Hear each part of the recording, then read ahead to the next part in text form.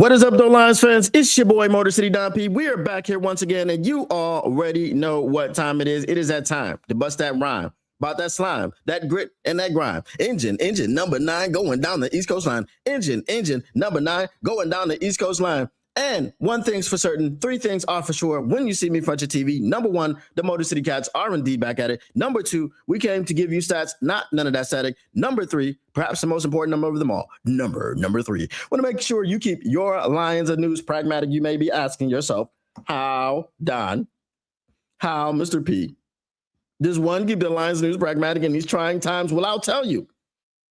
You know I'm not going to keep it from you. Smash like button, subscribe, share with your peoples. And once you've done these 3 things in any order you've done them in, you've indeed kept your Lions News pragmatic. And since sharing is caring, when you bring your peoples to the stream, you got to tell them, look at here. We got beans, greens, potatoes, tomatoes, lambs, rams, hogs, dogs, beans, greens, potatoes, tomatoes, chicken. You name beans, greens, potatoes, tomatoes, beans, greens, potatoes, tomatoes, beans, beans. You name it. We got all the stuff. We got all the news. We got all the drinks. We got all the brews. We got all the stuff. We got all the gum. We got all the chews. We got all the slop. We got all the slews. You know what we got to talk about today.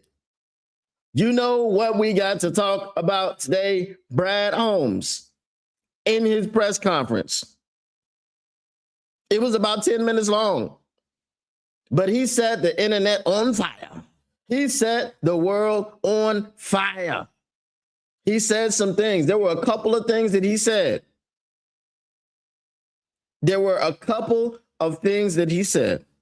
And we're going to get to those things because the gaslight was turned all the way up. The gaslight was turned all the way up. Just be honest, Brad. That's all I want you to do. I just want you to be honest. But before we go ahead and get into all of that, we want to say what up, though, to everybody in the chat. What up, though, Just a Fan? What up, to Tactical Sport? What up, to Robert Stevens? What up, though, to all the people who are lurking, who are twerking, who are smirking, who are working, and everything else. But if you're doing that thing that's super duper freaky, that rhymes with working, keep it to yourself. Like Karen and her bland ass potato salad. If you're doing that thing that also rhymes with working and lurking, that's super duper illegal. Keep it to yourself because I don't want to be a witness at your trial. Snitching and carrying on. And really, the biggest reason I don't want to be a witness at your trial because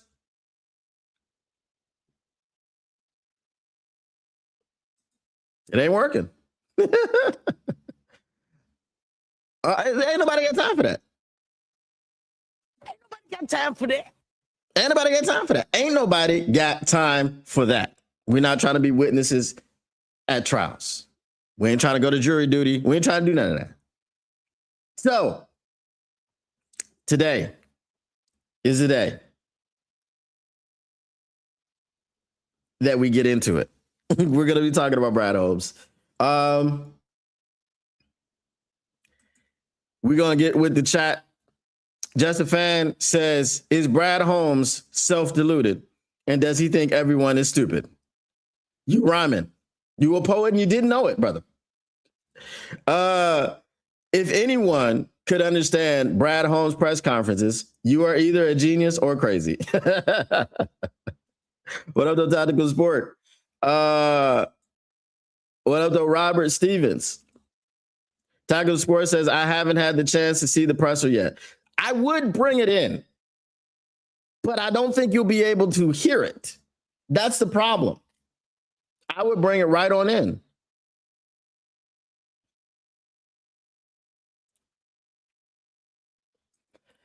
Lions Live 365, it said, had an exam. Okay. Lions Live 365 says, I'm a genius, LOL.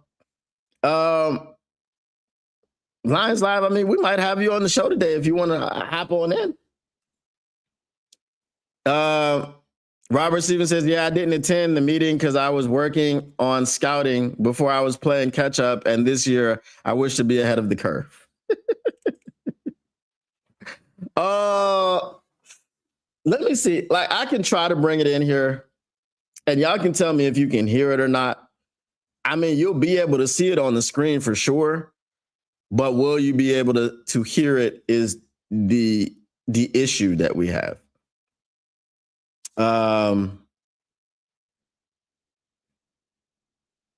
Let's see.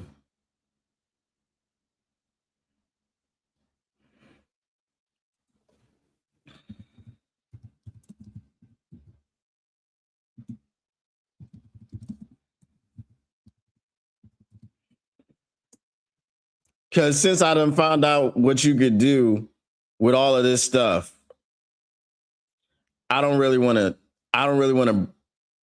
bring it in with my phone anymore. I want to bring it in like really with bring it in on screen because it's available. All right, let's see here.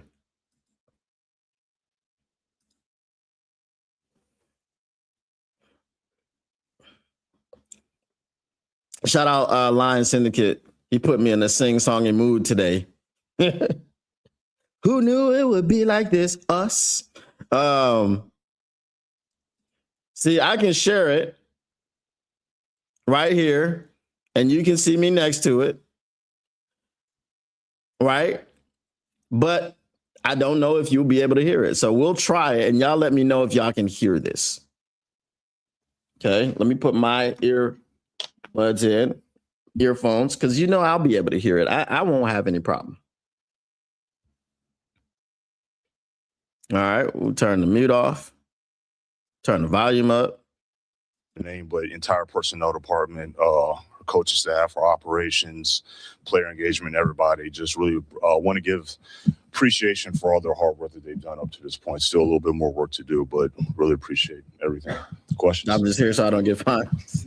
How serious you take every draft, but we was talking to Dan and some of the guys on there. Y'all hear they were this saying or no? this year you skipped out owners meeting to focus that much more on the draft. So just talk about what you feel any pressure or anything to get it right even more, or just to talk about how much more emphasis you're putting on this draft. So now that y'all can hear it, we're gonna go ahead and we turn this chat replay off. Let's see. We'll put this in theater mode, cinema mode. Okay. So all that sidebar stuff is off. All right. So y'all can hear it. Let's get it. All right. So now I've figured it out. Thank you, StreamYard, for helping me figure this out because OBS was stopping me from being able to do this because y'all could not hear nothing that I brought in. So shout out to StreamYard. I appreciate y'all because now y'all got my stream popping. My stream is in the yard. We cooking, man. We cooking. We in the kitchen, man. We got Brad Holmes, man. We cooking. We got it all. We got it all cooking. And I'm a debut my new song when he says what he says because he's gonna say it, and I've got it. I've got the song. I already did a video, not a music video. I did a video right before I came live. If y'all have noticed, I have rededicated myself to trying to get videos out, shorts, all types of content. I'm really trying to push for 1,000 subscribers by the draft because we really want to be fully monetized by the draft, and then we just rolling into the season, bro. We just rolling into training camp and the off-season workouts, training camp. We're rolling into the season, man, all the way through.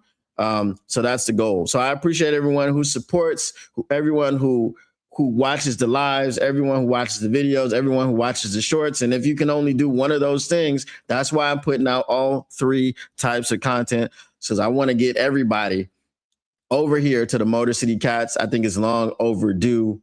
So yeah, we get it popping. So Robert Stevens says Brad was blowing smoke. Yeah, Borum has started. Wapham has starts. So he left room to drive something other than edge or O-line tackle. So Mike says give him 10 minutes. So, Mike, let me know when you need me to put the link in the chat, and I'll put it in there for you. Let me copy it right now. So whenever you say that you're ready, we'll go ahead and do that. All right. So let's go ahead and continue. All right. Yes, please smash that like button, subscribe, and share. All right, let's go.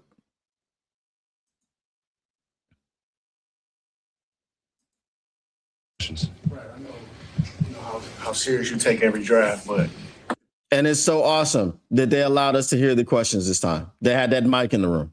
We was talking to Dan and some of the guys on their ride, and they were saying this year you skipped out owners meeting to focus that much more on the draft. So just talk about, what do you feel any pressure or anything to get it right even more, or just to talk about how much more emphasis you're putting on this draft to even skip out and just be that focused and that dialed in? Well, it was really more so in the past where I've gotten for our process. It's a lot of time that you miss, and so by the time that you get back, you're kind of I'm kind of in a makeup mode because of all the time that you miss for our process. So that's why I just said, look, in order for me to kind of try to avoid being in that makeup mode, because now you hop into draft meetings with the scouts and blah, blah, blah, and it just keeps rolling, but you miss a good chunk of time for us. And so that's what went into it. Sure. We haven't really talked to you since free agency. Yep. So can you just add any top line guys? Not that we expected you. I mean, I don't really have anything to say about him missing the meetings. They had a drinking contest, and Rod Wood stole the show, at the meetings. And we already know. We didn't need to hear nothing about Brad. Rod Wood stole the whole show, talking about if he dies, he dies. Talking about we don't give a damn about optics, all this other stuff. So, Brad wasn't really missed at the meetings. The biggest cost free agents. But how do you feel like you address your needs and, filled whatever holes you thought you had? Yeah, I mean, I feel like we did the best we could, and we maximized the resources that we had available. And that's my job to do that, and I think that we accomplished that. You referred to I still think that he's trying to tell you. Okay. And this is, obviously this is objective. I know we like to pile on Brad because Brad is the one up there, gaslighting people and just not being truthful sometimes. But when he says this about the resources available to us, I really believe that he was given a certain amount of resources. I don't believe that Brad Holmes was behind the decision to only restructure some of Jared Goff's contract, not all of it. I don't believe he was behind the decision to not get all the money, right? Because all the money available was not obtained. Jared Goff's money wasn't obtained. Penei Sewell's money wasn't touched. Amon-Ra St. Brown's money wasn't touched. Aleem McNeil's money wasn't touched. Now, Aleem McNeil, I feel like you don't restructure Aleem McNeil because you're uncertain about Aleem McNeil.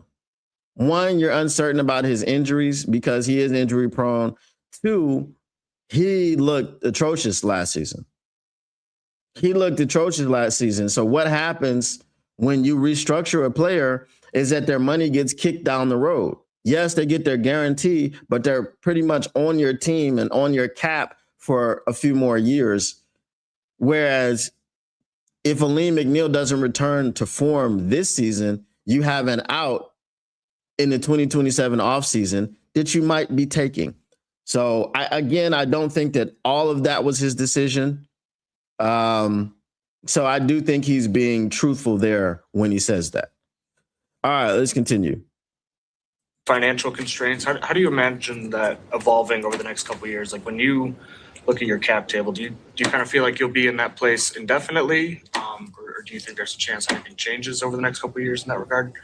I mean, yeah. I mean, look. Every single year is different. You just don't know. But yeah, there were some there were some things that we are currently navigating through, but I do think that they're good problems that we are navigating through. And, I would much rather have the good problems that we have to navigate through, whatever the term I use, financial constraints, whatever it is. Mike, I just put the link in the chat, man. So just pop in. But at the end of the day, I think they're good problems. I'd rather have those problems in the other way. But it could change. I don't know what next year's going to bring. But we'll just but we'll be prepared and we'll adjust. Red now. It seemed like you had another follow-up. Well, I was going to say that, and you also mentioned, the 1-year deals give you a lot of flexibility. I'm just curious, what are some other, I guess, strategies or mechanisms that you can use as a GM to, maintain that flexibility outside of 1-year deals? You mean to just add more of multi-year deals? No, I'm asking outside of 1-year deal, like how, what? All right, so let me address y'all in the chat. So Tactical Sport says, Mike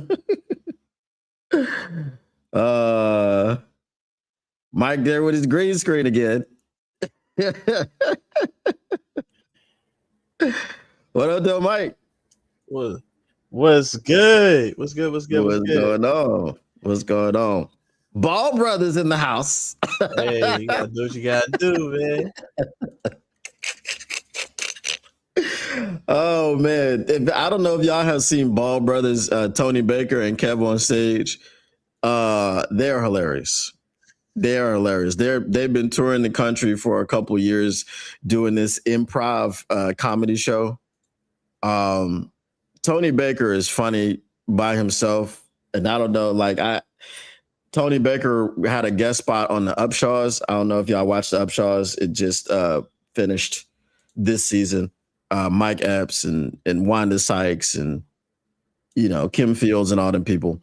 But Tony Baker was on there, and it was funny. Let me get to this comment here. Let me see. Tactical Sport says that he's glad that Brad Holmes did not restructure Aleem McNeil. And then he says, but Sewell, he could have gotten that money. He not going anywhere for the long haul. And again, Mike, I don't know if you heard it, but I was saying I don't think that this particular decision was on Brad Holmes. Him not restructuring Jared Goff all the way, him not touching any of Penei Sewell and any of Amon-Ra St. Brown's money. I don't think that was his decision 100%. What do you think about that? Oh, there's, she could be a forward hand, but she's still a forward. All right. Mm-hmm. It's only so much money she finna spend. All right. Now, I don't know if it's like, hey, I don't got it, or it's just like, look, bruh, I'm here to make profit. We're not going to be playing these games with this money, but at the end of the day, you know what it is. There's some things haven't changed, right? They took Barry money back. They took Calvin money back. You think Brad Holmes took Frank Ragnall's money? Or do you think the Ford family and the executives like Rod Wood, who's been there forever, took Frank Ragnall's money? Just saying. Some things don't change. Hey, you're right. Robert Green, see, Robert Stevens is up here talking about some go green, go white. I mean, how do you do that, bro? How do you do that? I understand because Mike got his green screen in and all that. And come on, man. I mean, I'm gonna make it do what it do, baby. The last couple years, bro, we got a national championship in football, and we just got one a few days ago in basketball. What you talking about, Robert Stevens? What you talking about? I mean, all your Spartan love is misplaced. Make it do what it do, baby. You know what I'm saying? Shout out, hashtag if you know, use the hashtag. You know what I'm saying? All right, let's get back to Brad Holmes. What are some other strategies that you use to maintain roster flexibility on a year-to-year basis? Oh, there's a lot of levers that you have at your disposal. You just have to just know when is the right time. You got to be very strategic. You got to be smart when to use those levers. But there's multiple things that you can do from a roster construction standpoint. But again, like I say, each year is different. So there's times where it might make sense to trade a player. It might make sense to trade for a player. It might help you out from a salary standpoint. So every single year is different. But we do a lot of hard work on that stuff on the front end, make sure we're prepared, and we'll adjust accordingly. Right now that you've done your full evaluations, the team sits at number 17. Do you have 17 first round grades on some of the prospects? And just give me your thoughts on the overall class and available and potentially in the first round. Yeah, we're not there yet in terms of having a absolute count. In terms of we still have some more work to do. In this week for sure. So we're not there yet, but we feel pretty good. I think we'll still be able to get a good player. I do think that this draft is not too much different than what's been in the past probably couple years. But I do feel obviously we're picking higher than we have been in the past. So hopefully that'll put us in position to get a better player. Brother, man, bro, Ham. What day is it for you guys? It's April 13th, right?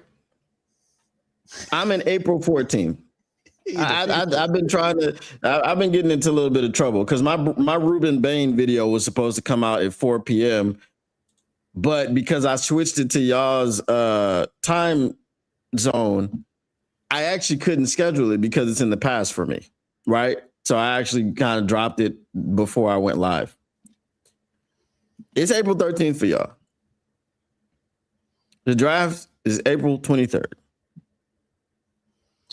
You are 10 days from the draft and you don't have a full count about how many first round grades y'all got? What were you doing? See, I didn't care about you being away from the owners' meetings. I didn't care about it because Rod Wood stole the show. But my man, what were you doing? You don't have a count yet as to how many first round grades you got? Brother, I don't want to hear that from my GM 10 days out. You still trying to figure out who's in the first round. That's supposed to have been done. You know he lying. You know he got an idea. First of all, you gotta pay attention to who asked the question. Doc. Brad and Dan are never gonna give him a good answer just because they don't like him. That's just the reality. Doc know he's not like. He don't care. He's gonna ask the question. I don't have no problem with that. You know he lying. And at the end of the day, that question, if you answer it truthfully, does not help you at all. Like if I say, hey, I got 18 guys or 20 guys or I got 12 guys, all of those answers don't help for that to be out in the public. Like I honestly, it would be a fireable offense to answer that truthfully, to be honest. You're right. I'm just saying. But you know what? See, here's the thing that you have to, when Brad Holmes speaks in front of the media, remember Brad Holmes started out in the PR department for the Atlanta Hawks. You not answering the question with definitive answers is one thing. You making yourself look ineffectual at your job is another thing. Okay? The question, do y'all have enough, how many first round grades do you guys have? Yeah, we're confident in the number that we have. Done. You don't have to tell me the number. You don't have to say 18, 19, 20. You don't have to say 15. You're confident in the number that you have, and you're confident that you'll be able to get a good player. That's it. Don't tell me we ain't got to that point yet and we still got work to do. You 10 days out. You know who's in the first round. You know who's on your draft board. You don't have to tell us. I didn't expect you to tell us. But don't make it look like you don't know what the hell you're talking about. I'm not gonna lie. I'm a Brad supporter, but I hate any time he does an interview. Not a fan. he does not help me in any way, shape, or form. Anytime he does an interview, every time I don't even do interview videos because this is like, yo, he finna make me mad. But go ahead, let's go. We here. We here now. we gonna crash out a little bit later. I'm gonna debut my song that nobody heard yet. Shout out Lion Syndicate. You know, you too busy wearing villain sweaters. We probably ain't getting any better, right? But I got one too, and we're gonna get into it a little bit later. All right. And some reports in recent weeks that, like national reporters, expect it to be a trade-heavy first round. Are you getting an inclination of that? I have not. It's probably it's a little so early. That action. Usually calls will start to happen. But we haven't gotten to that point yet. But it could be. We'll see. Just say no comment on that one. That's all. I mean, I just want Brian Holmes to start saying no comment. That's all. Yeah. Bruh, 10 days out, you don't know if anybody's gonna be calling anybody. They organized these trades a while ago. Okay, a while ago. So just say no comment. That's all I need you to say. No comment. I'd rather he just start talking trash. Like I would feel better if he just be like, of course, but I'm not telling you type time. Like I would like that. If you're gonna be an adversary of the media, just go full villain, man. I don't mind that. He did that before. You know what I'm saying? Hey, last time he did that, he was in NFC Championship. I can live with that. You know what I'm saying? But I mean, hey, you gotta be able to take the L's and still be you though. That's my problem. That's why I don't like these interviews because the energy don't match. Like, because if it was me, oh, you would have thought we went to the playoffs or something. Where I was out there, I'd have been like, hey. You know what I'm saying? Look, man, my coach don't kick field goals. We'd have went to the playoffs. Yeah, okay. You know what I'm saying? Hey, it is what it is. You know, things happen. You know, that dude, and I need to get that drop. You're fired. Like that's exactly what would happen. That man, let that man get up there and start talking about Dan in the media. You know Sheila loved that. You know Sheila loved that. Come on, Doc. All right. Balance in the draft between getting a guy you think might be impact immediately or more long term. Has that balance changed over the last couple of years as new challenges have presented for your roster?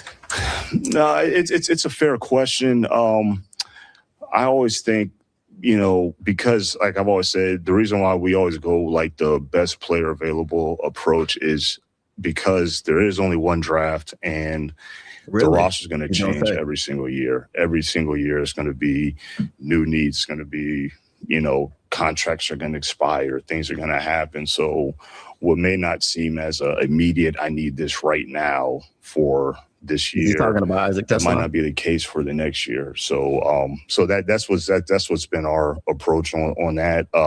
But there's just times where you might, it lines up. Like I said, maybe the best player is a perceived need, brother. It's okay. Listen, this man, why do you hate the word need so much? You're a general manager of a sports team. You need things.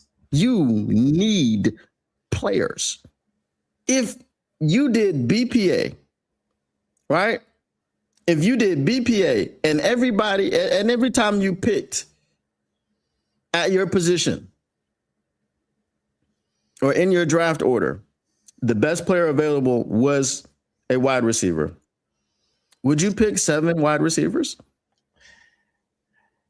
He has to rebrand this talking point. Like he has to hey, we go after our guys or something like that. Like it got to be something else because it's like this BPA thing. Like you can't convince people that Tyleik Williams was the best player available last year. And I like Tyleik. My thing is, like, at the end of the day, it just so happened he was a need. Come on now. Like, and then when they did the inside the den, Kelvin Shepherd was like, I had to have you. Well, what? Okay. All right. Cool. Let's continue. it lines up that way. It's lined up like that in the past, but that's not always the case. Rod, you've had some success drafting some players who are injured, like JMO, and obviously you've had some others that have gone the other way, like Hendon. How do you decide how you're going to take an injured player? Yeah, it depends on what the injury is. It depends on what the injury history has been in the past. So, take like JMO, that was, really his first major injury. We felt pretty good about what the injury was and felt pretty good about with where medical advancements are at this point. We felt pretty good about that. The same thing with Hendon. I don't think Hendon, I don't think his injury was the reason of why it didn't work out that way. But it didn't work out because Hendon was trash. That's what I'm saying. He don't need an injury. His brain not injured. He don't know where to throw the ball. Like, what you talking about? Like, hey, like I messed up. Like, hey, you're not gonna get them all right. We trying. That's all I got. I'm not gonna sit here and be like, yo, we still talking about hit the hooker. You know what I'm saying? It's 2023. Like, yo, get out of my face, bro. We tried. Bro wasn't good. He was right. Ain't nothing to do with him being injured. He was just trash. Nah, not at all. All right. But yeah, you just got to look at everything. It's just, you just got to feel good about it, but it's case by case for sure. One of the things we're seeing with NIL is players staying a little bit longer in college. And I'm just curious, when it comes to age with the draft, when you're evaluating tape of, say, a 24, 25-year-old, does that have to be a little bit cleaner tape, knowing that you want maybe instant impact, whereas 20, 21-year-old, you can project a little bit, see a little bit? I'm just curious how you approach kind of the age element of the draft that we've seen now. Players and Tim, I think it goes both ways. It depends. What has the tape look like? How consistent has a player been for an older player, older coming out in the draft? So if it's 24, 25 years old, now, first of all, you got to have to start adjusting as well, because like you said, these kids are staying in a much longer time, so you're going to get some older prospects. So maybe certain positions that maturity helps. Sometimes it may be a little bit more of a warning sign, but it is something that we've had adjusted to. But I think it's case by case. It just depends on the player, depends on the position. It's a lot of factors that they go into it. All right, Hey, Mike. Hey, I'm trying to tell you, got to draft the OGs. I'm trying to tell you, get all the old men. I'm trying to tell you, at first round, second round, we might want to go younger. All the later round picks, go get the 25-year-old. Get that dude that's 26. The guy's 401k is full from NIL. I'm trying to tell you, we need those guys. And I do understand where he's coming from. It's like, bro, I can't tell you. It really does depend on the position, because like a quarterback that's 26, you don't care. Quarterbacks play till 40. You know what I'm saying? Like you can take a chance on a old quarterback, but you talk about quarterbacks we draft. But when you talk about corner, that's a super athletic position, and if you suck until you're 25, and I only get you till you're 29, I might not want that. So I'm with it, but I'm definitely draft the OGs after the second round, man. Actually, I'm okay with drafting the OG in the second. Personally, I like Romello Height. I like Akeem Matador in the second. Not Akeem Matador. Stop it, bro. I'm not getting to the second. We don't know that yet. We don't know that yet. There's somebody gonna fall in love with Gabe Akis, and they're gonna be like, "Oh, look at Zion Young and look at TJ Parker." They'll be like, they're gonna ignore all of that stuff because they want guys that's 21. We just gotta watch out for like the Rams. When the Rams, that 13. First Rams pick, 13. If he make it past 13 and like the Chiefs at 30, he might free fall. You don't know. You don't know. I'm hoping, because I don't want him at 25. You gotta get past. Bro foot, left foot, bro foot, right foot. I don't want him. He's too old to be having these issues. You feel me? Look, trade everything to go get Bane. Hopefully he fall. You know what I'm saying? Because people don't like bad drivers, apparently. You know what I'm saying? Broke foot, left foot, broke foot, right foot. Knick knack, paddywhack, give a dog a bone. Swine, my brother. Hashtag if you know, you know. Use the hashtag. Look, I'm okay with the OGs in the first round, the second round, the third, the fourth, the fifth. I don't care. Again, y'all know my slogan. You know what I'm saying? It's round one. It's getting hot in here. Get his second contract the F out of here. I don't care. He doesn't need a second contract. He needs a first contract, really, really good, perform really, really well, and get us to the Super Bowl. That's all. I don't need you to be around for 10, 15 years. We ain't doing that no more. The days of Barry and Calvin and it's over. Will he be the best at 17 at 25? You're telling me the best prospect in the NFL draft at 17 is fitting to be a 25-year-old guy with two broke feet? There's nobody else in the draft better than the broke foot guy at 17. I'm not gonna say. Obviously, I don't know who's gonna be available, and again, we talk about Ruben Bain and his situation, and I'm mad that my video didn't come out 4 hours ago like it was supposed to, but you know, if he's free falling, if he gets to 13, I don't see a reason why the Detroit Lions don't pull the trigger and make that move. And then they won't be able to draft Akeem Messidor. Obviously, yeah, if you want to give me Ruben Bain over Akeem Messidor, I definitely would take it. But if Ruben Bain's not available, and that's gonna have you drafting people like Keldrick Falk or, you know, some other Marcus Davenport clone just because he's a clone of Marcus Davenport, no, you need to take Akeem Messidor. That's all I'm saying. It's not about who's going to be the best available. They're not going to take the best available. It's probably going to be They're not. They're going to take a guy that fits their scheme, and their scheme isn't the best available in the NFL. So if your scheme's not the best available and you're picking guys to fit it, how are they going to be the best available players? That's a great question. I ain't going to lie to you. That's a great question. Hey, Brad Holmes ain't hired that man. I ain't trying to hear that. He ain't hire him. Look, what honestly, we shouldn't pick at 17, regardless. That's my thought process. We shouldn't be picking at 17. We need to be trading down or we need to be trading up. I don't think 17 is the right spot, personally. Jessifan is spot on, my brother. He says, Brad Holmes, it depends, but I don't like players over 30, but we got younger just by chance. Spot on, my brother. He got to stop insulting people's intelligence, man. We got younger accidentally, right? And Dan Campbell said, "No, we needed to get better at some places, man. I mean, we need to get younger, man. We need to get younger now. You know, we got younger at some places, man. So yeah, we did it accidentally, but we did it on purpose. Okay, cool."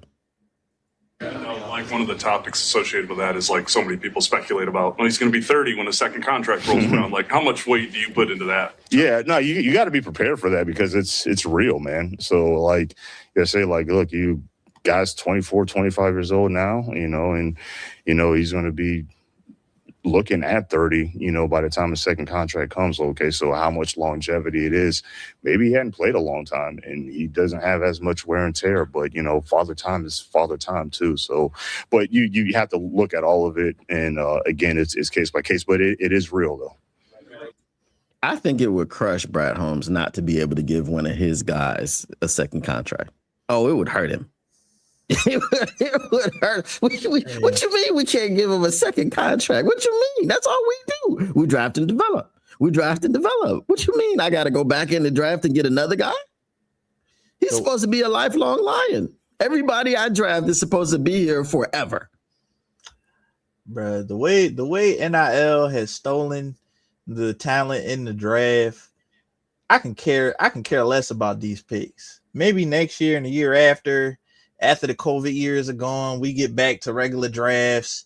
But no, we just, you know, these picks value are starting to go down. They need to start trading them for actual players, because it's like, bro, nah. Wow. Bro, Irv Gotti said, "What up, though, Brad? Made me crash out so bad that I'm truly on way to purchase another TV that I so angrily destroyed the old one." I have a rule. I ain't breaking nothing in my house. You know what I'm saying? That's why I said I need to get a pack of pencils or something, some number 2s. So, you know, in the draft, if you draft the damn Keldrick Falk or somebody crazy like that, or Blake Miller at 17, I'm just break some pencils. I ain't breaking no TVs, no laptops, no lights, nothing. I'm coming around on Keldrick Falk. That's the crazy part.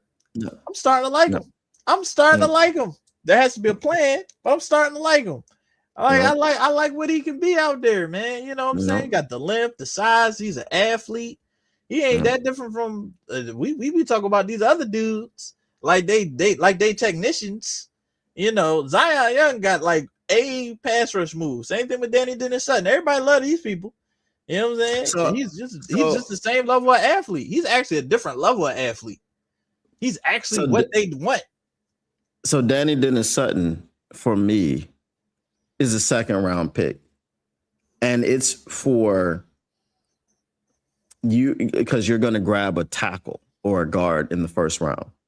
So if you got somebody out there in the 2nd round, again, because my issue here is the same as last draft. If Brad Holmes doesn't address the edge position in the 1st round, we have no clue as to when it will get addressed. I said that last season, and it never got addressed. If you want to give me the Egyptian magician in 6th round, if you want to do that, that's fine. That's not addressing a position that you desperately need to address. And again, he never touched the field. He didn't die on it because he didn't touch it. Okay. Who did he pass on that really got busy? That fit what we do.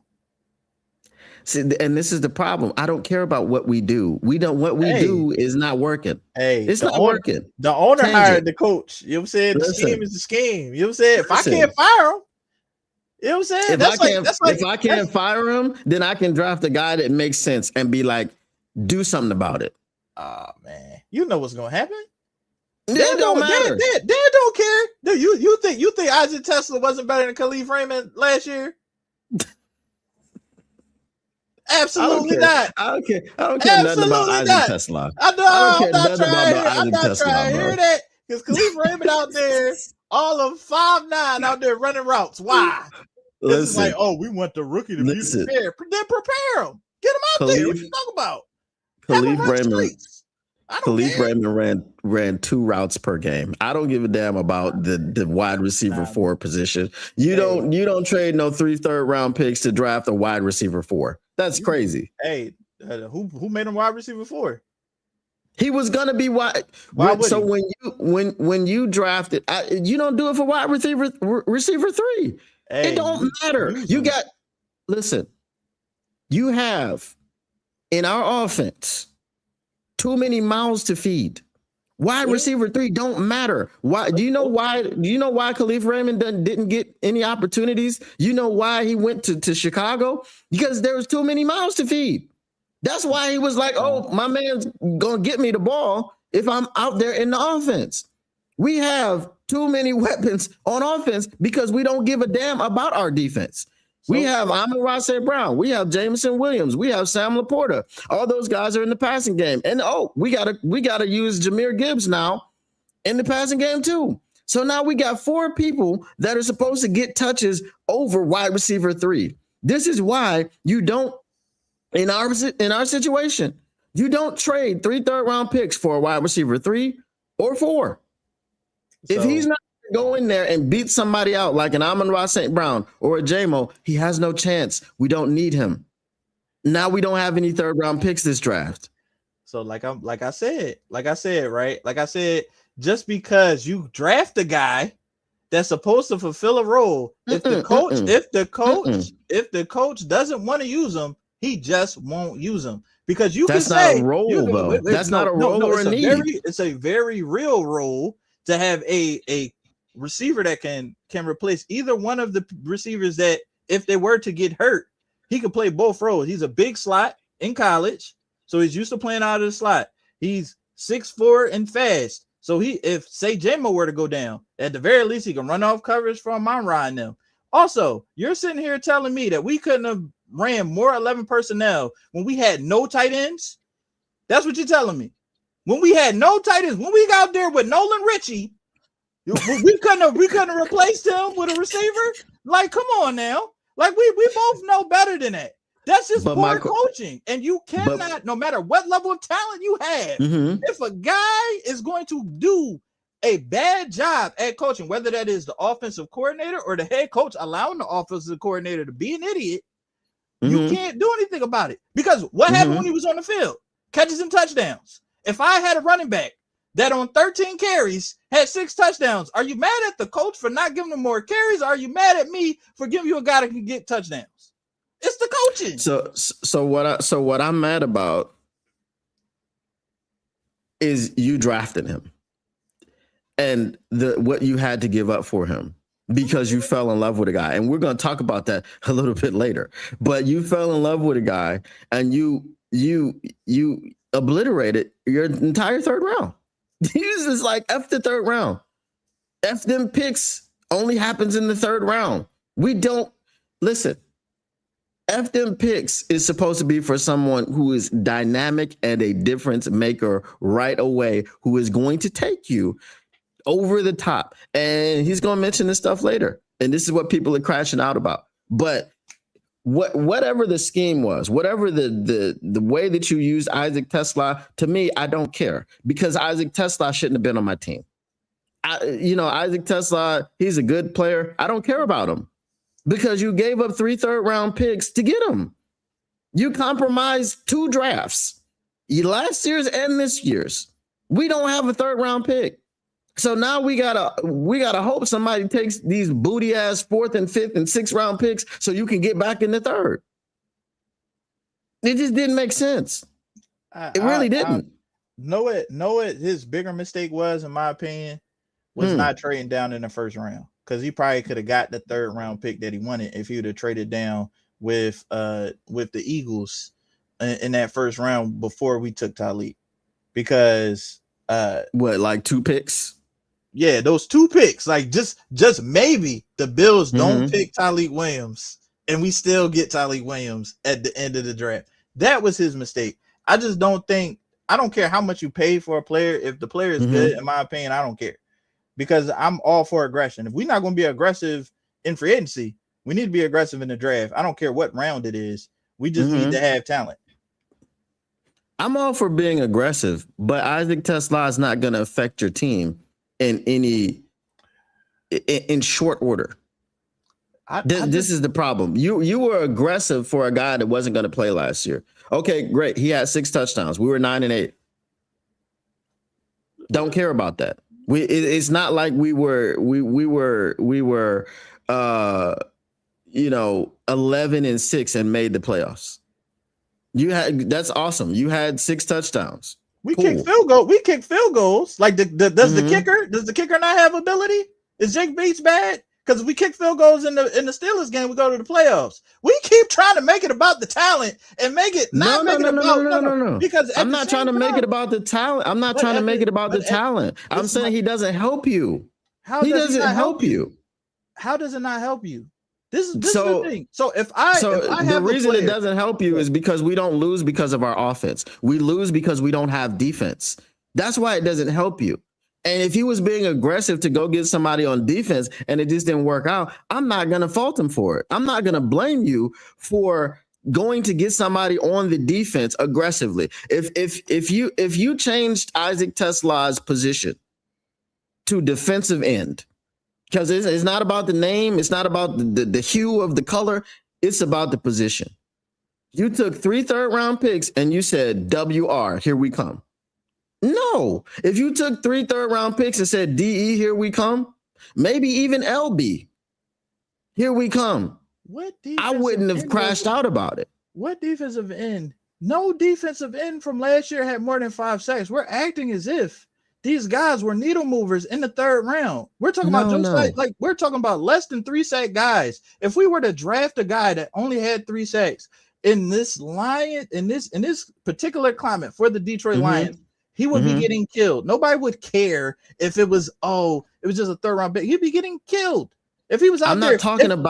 I'm not talking about people that were available in that draft. I'm saying the concept. I understand the concept of taking 3 third-round picks and drafting a wide receiver who you did not need. I feel like we needed him. If injured, he can take over for Amon-Ra St. Brown. If injured, he can take over for J-Mo. If you're going to be aggressive, I don't want an if injured type of play and break glass in case of emergency. That's what you're suggesting. That's not what I'm saying. That's not what I'm suggesting. What I'm suggesting is you open up your offense, make your offense more dynamic in the third round because you don't have defensive options. If there's no great defender in that round, and you decide, hey, this is a player that can help us. And at the end of the day, if the offensive coordinator would have used that player, it would have helped open up for your better players because Isaac Tesla can run off coverage. When you decided to actually use him, he helped your offense. If you can't make your defense better, make your offense better. There's nothing wrong with that. That's how I feel. Who was the receiver that the Packers took in the 5th round? Savion, what's his last name? Are you talking about Savion Williams? All right, Savion Williams is 6'5". He's fast.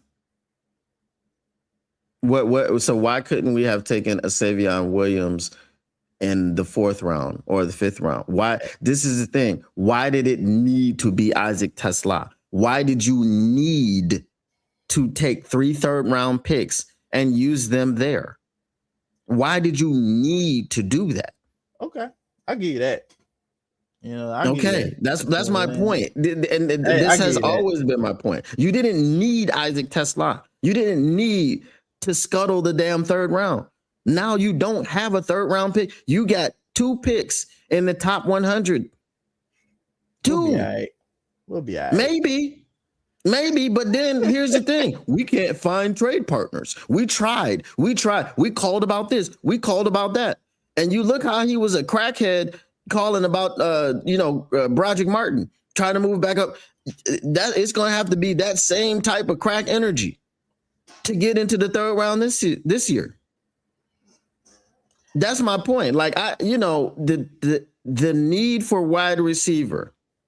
Why did it have to be Tesla? Why did you have to give that much up? We could have got somebody later. He believed in Tesla. I don't know why he believed in Tesla, but what I've seen, I like. He believes in a lot of people. He believed in Rakestraw. I wasn't a fan.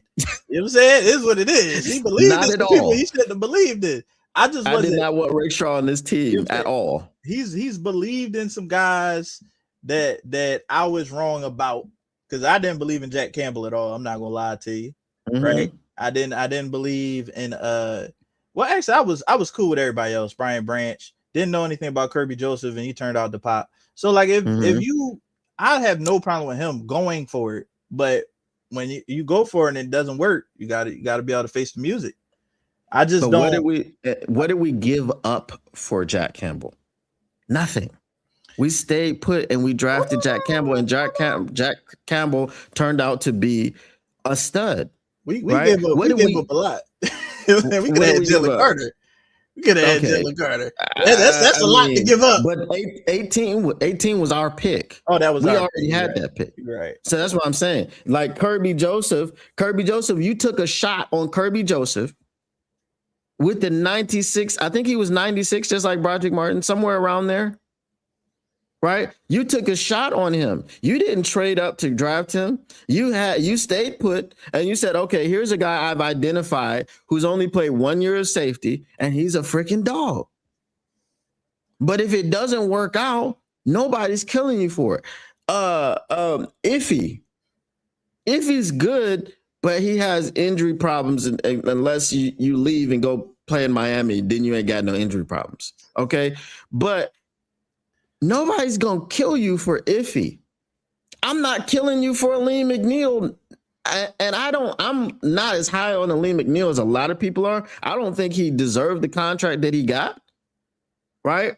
I don't think he should have been paid like a top 10 defensive end when he wasn't a top 10 defensive end, just because, he has the potential to be a top 10 defensive end, defensive tackle, but he has injury problems. He has injury concerns. He's injury prone, right? Lee McNeil is good. He's not $30 million good. I think that's the case now. But Aleem McNeil was drafted in the 3rd round. I'm not, and we didn't have to really do nothing. But the 3rd round isn't the 3rd round anymore. This is NIL life, right? The 3rd and 4th and 5th round aren't the same. It's not. But guess what? You're still gonna find GMs that treat it as such. Who did Miami? Miami took a 3rd round for Phillips. They took a 3rd rounder for Phillips. Right? Now, did Phillips do a whole hell of a lot? No. Right? He provided some help in a situation where we had a guy in El Quadin Muhammad that couldn't be on the field for running downs, right? Who had 11 sacks but only produced sacks in 7 out of 17 games. You could have taken a 3rd round pick and got some help, but you took 3 3rd round picks and you sunk them into a wide receiver. Sunk them. I don't care what that wide receiver did, unless that wide receiver stepped on that field and took over games single-handedly for you and won you games single-handedly. Isaac Tesla had a situation where he could have won you a game and dropped the ball in the end zone. So now he don't drop passes. He got hands of Velcro. He might be where he might dip his hands and stick them before he comes out. But when he needs to catch a game-winning a game-winning touchdown pass, he dropped it. Nobody should have been in that situation. Should have just kicked field goals. Shouldn't have been in that situation. Even if you didn't kick field goal, right? You shouldn't have been in the situation. Even if you didn't, I've got a Superman. Did I use 3 3rd round picks on? We were only in this situation because he caught a touchdown pass earlier. But you said that we didn't need him. We didn't need him. Catch another one. No. I'm not trying to hear that. So we were in a situation to win a game, and because he couldn't make a tough catch again to bail us out because our coach is an idiot, that is his fault. The rookie, not the people making millions, not the fact that you like going 12 personnel with practice squad tight ends. You know what I'm saying? Instead of actually getting quality players on the field, is the young guy's fault that we lost the game. I'm not hearing that, fam. Here's the thing. Here's the thing. This is the point that you're not we got to get you to this point. It's about expectations. If you buy a toy for your son that was made in China, right? And it costs you $10 and it breaks the next day. You like, if you buy a toy that was made in Germany and it costs you $300 and it breaks the next day, you gonna crash out. So this was the thing. If you drafted Savion, why don't I want to call him Savion Glover? Savion Williams didn't even have the same level of he didn't even have the same level of year as Isaac Tesla though. But that's not what I'm saying. That's not what I'm saying. If you drafted Savion Williams in the 5th round and he dropped that touchdown pass, you don't care. You're like, okay, he's a 5th rounder, whatever. You know, he was just in the game. Isaac Tesla was your favorite wide receiver in the draft. You decided to use 3 3rd-round picks to draft him. He now has expectations. So he's a first round. He is the German toy that you bought for $300. Savion Williams would have been the Chinese toy that you bought for $10. He's essentially a first round pick because you paid 3 3rd-round picks. No. That's basically He's what not that's a what you're saying. first. He's not a first round pick. But what value would you give to 3 third-round picks? At least a mid-second, right? Yeah. He didn't Okay. give you that. He didn't give you that when he was on the field. Because he can't control not being on the field. He can't, like, we're trying to assign blame to the wrong person. Because I'm sorry, every time he was on the field, he was effective. So I like, the Bengals game, touchdown. Other games, touchdowns, effect. Like even the Bears game, right? The Bears game, he had that tough catch. But even when he's not catching the ball, being able to run off coverage for Jameson Williams and Amon-Ra St. Brown and Sam Laporta has a role. Like, you can't sit there and tell me that he like Tim Patrick could run off coverage at the same level. Like, Tim Patrick wasn't even making those type of catches. Again, could Savion Williams, 6'5", 4.340, run off coverage? He could have. Okay. How many touchdowns did he have this year? I'm just saying. How many touchdowns did he have this year?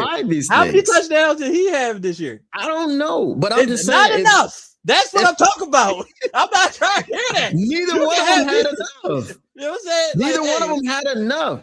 This is what I'm saying. You're saying that he could run off coverage because he's 6'4" and he's fast. Okay. Savion Williams is 6'5" and fast. He could also run off coverage for Jameson Williams and Amon-Ra St. Brown. So you're saying that his work as a decoy justifies 3 third-round picks. And I'm telling you, Savion Williams in the 5th round could have done the same decoy work. I'm saying that he did all of those things as the full package. Now, I believe in Isaac Tesla. If you don't, I understand. You don't like him. That's cool. I don't have a problem with Isaac Tesla. I don't care about him. My problem is that a weapon that you needed, especially when you had practice squad tight ends, you didn't use. When you got practice squad tight ends, can't catch, can't find spaces in zones, can't block. Why are they out there? You know what I'm saying? Like, there's certain things that just don't make sense. It's the Broderick Martin argument. How many of us care about Broderick Martin being drafted in the 7th round?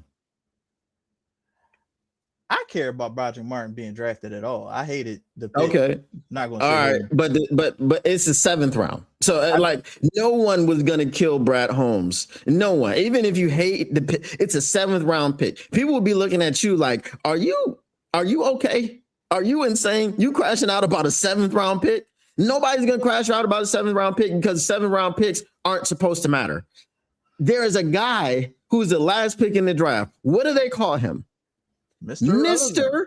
Irrelevant. That is, if whatchamacallit, if Broderick Martin was Mr. Irrelevant or somewhere close to that, nobody would give a damn. He wouldn't work out. Just like we had a UDFA, big, tall, I don't even remember the dude's name. Big, tall, wide receiver, maybe Hakeem something. I don't remember. Right? 6'6". You know, he had a little bit of speed to him, a little bit of juice. But we wanted him to work out because he was tall. But he was a UDFA. And when he didn't make it, I don't even remember his name. Right? Broderick Martin would have been the same situation. UDFA or a 7th round, late 7th round pick, nobody would have remembered his name. We wouldn't have cared. This is the set. If you took Isaac Tesla in the 3rd round without the other 2 third-round picks, we wouldn't care. Because you drafted a wide receiver in the 3rd round, and I don't necessarily think that you needed a wide receiver at that point in time, but cool. You drafted a guy in the 3rd round, and you used 1 third-round pick on him, and that's fine. Because you tacked on 3 third-round picks to draft a guy, whether you needed him or not, whether your coach was going to use him or not, doesn't make sense to me. I'm sorry. I can't even say that. Whether you needed him or not, I can't say that. Because if you needed him, if you really needed him, then I'd have been okay with it. Right? Oh, we need to get this guy. We need to have this guy because we have Amon-Ra St. Brown and Jerry Judy's okay. All right. he's a guy, but he's a jag, as Steve Smith said. If you had Amon-Ra St. Brown and Tim Patrick, if you had Amon-Ra St. Brown and Kenny Galladay, if you had Amon-Ra St. Brown and what's that dude's name, Tyrell Williams, that we had before, right? If that's what you had, then you needed Isaac Tesla. So then if you traded 3 third-round picks to get him in that situation, I'm cool with it. But because you had 4 targets, 4 already, that offered you different things, different flavors. 2 of them were wide receivers. 1 of them was a tight end. 1 of them was a running back. I'm trying to understand how you're going to get touches in this offense. And then you waste 3 third-round picks to get that player. Whether it's the coach putting them on the field or not, if you put Isaac Tesla on the field more, then it's going to take away from somebody else. It's going to take away from somebody else. And that's my problem. You didn't need him, and you used 3 third-round picks to get him. And because you used 3 third-round picks to get him, when the trade deadline came around and we needed help on defense, guess what we couldn't do? We couldn't get any help because we didn't have any picks to play with. We didn't have any picks to trade. Nobody's taking 5th-round picks at the trade deadline for anybody who, you know what we got at the trade deadline for a 5th-round pick? You know what we got? Trinity Benson. Donovan Peoples-Jones. We don't got to worry about it now. Receiver is set. I'm sorry, man. Like, it's one of those things. I know I can see like, yo, this dude is tripping. I do not care about 3rd-round picks. I believe that 1st and 2nd round picks are very important. 3rd-round pick, 4th, 5th, 6th, 7th round, those are just supposed to be role players and or special teamers. And if at the end of the day they work out or they don't, I really don't care. I think you should be batting in the 60 to 80%. The 3rd round is not a special round. Sorry. Kirby Joseph, Aleem McNeil, the 3rd round? Now it don't matter. It's NIL. There's no watch. I can't wait till the 3rd round come around. I'm gonna look You're around. Saying that. I'm trying to tell you, it's not. But you know what? You know why? What I'm saying is this. The 3rd round matters for different reasons. The 3rd round, maybe people are staying in, so they're not going to come out, right? And maybe you would have got them in the 3rd round before. GMs will still take 3rd-round picks at the trade deadline when you need to get help later on in the season. When you are, I need a defender. I need something because we're always injured and we need to replace somebody. Oh, if I had a 3rd-round pick, I could have traded for this guy, that guy, the 3rd guy. Guys who are already established in the league, guys who are on expiring contracts, guys who are in situations where they've fallen out with the team. GMs are still going to take those 3rd-round picks. And that's why it's a problem when you take 3 third-round picks and you sink them into a wide receiver, because later on you can't get any help. That's why whether the guys in the draft are coming out ready to play and ready to affect the team, that's neither here nor there, because GMs around the league ain't looking at it at oh, well, it's NIL. If you want to do something in the trade deadline, we need a 2nd-round pick. They haven't gotten to that point. If they get to that point, then you have a point. But because they're not, and because they're still valuing 3rd-round picks in trades, you tricking off 3 third-round picks for a wide receiver that you didn't need crippled your team down the stretch. It crippled your team. All right, let's continue, because I don't agree. I'm not like, you're not getting me off of this, because like at the end of the day, like, oh, we missed out on a 2-sack guy. Yeah, I'm cool. That's. But so what you that's the best guy that moved is a 2-sack guy off 2 ACLs. I got you. You're not going to convince me that's worth a 3rd-round pick.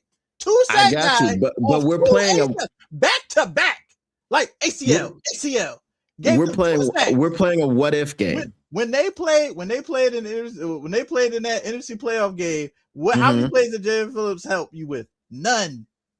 Okay. I'm just saying. But they were like he had less impact than HUM, who's a practice squad guy, because of coaching, because they keep their players healthy. That has nothing to do with Jalen Phillips. I'm sorry, Jalen Phillips did not help them get anywhere. We're sitting here, we're pointing to everything else, but the reality, they had one injury and lost to the most injured team in the NFL. That is not, dude. When I saw Jalen Phillips was the guy that moved last year, right? Guys are routinely moving for third round picks at the trade deadline. Yes or no? They're routinely moving, right? So this upcoming draft, right? We're not going to have a third round pick, or maybe we'll trade, get a third round pick. We got a bunch of picks, but they're not third rounders, right? Of course, next year we're going to have third round picks unless we trade. Maybe they trade. Maybe this is going to be a every year thing where we trade next year's third round pick to get back in the third round because we did it the last year. I don't think it's the smartest thing in the world, but at the end of the day, maybe that's the case. If that player helps me, that's fine. It's my coach's job to get the most out of the talent, and if he doesn't do that, I have a problem with him, not the person procuring the talent. That's just how I feel. Now, if you say, hey, he passed on. When I was done with Martin Mayhew, he passed on Aaron Donald. He passed on Odell Beckham Jr., right? That made sense to me. Like, I'm done with them. But when you saying, oh, we passed on 3 sack guys, yeah, we passed on the rapist that got 3 sacks last year. You're not gonna move me with that. Like, oh, we could have got Mike Green, got 3.5 sacks with no run defense and rape allegations. Oh, we passed on Donovan Izaraku, who got 3.5 sacks starting the whole year. Oh, woo, no run defense. At the end of the day, we passed on scrubs. And you're sitting there trying to convince me that I should care. That's my thing. It's like, oh, which defensive end did we pass on? The best defensive end that we passed on, who doesn't fit the scheme, by the way, is Nick Scored. After that is Yaya Diaby, the year after we drafted 3 defensive ends in the same draft.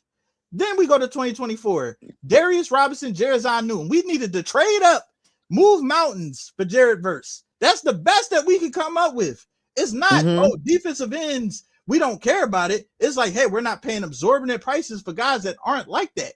That makes sense to me. You know what I'm saying? Like, I'd rather have 6 touchdowns than 2 sacks. I'd rather have 6 touchdowns than 3.5 sacks in the season. That's what makes sense to me. If I'm tripping, then I'm tripping. I live with that. If you can't improve your defense, improve your offense even more. Make it unstoppable. That's how I see it. Now, if he doesn't, you can't have an unstoppable offense with a quarterback such as Jared Goff because and I'm not trying to throw no shade at Jared Goff, but unless he's Tom Brady with Randy Moss, and that was unstoppable until the Super Bowl, right? You can't have an unstoppable offense with a quarterback that needs so much help in front of him.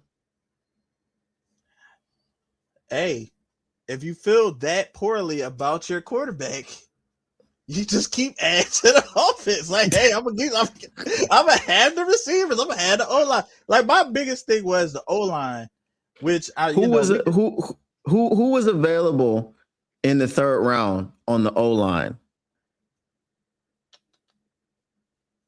I can't recall. You're gonna have to fill me in on that one.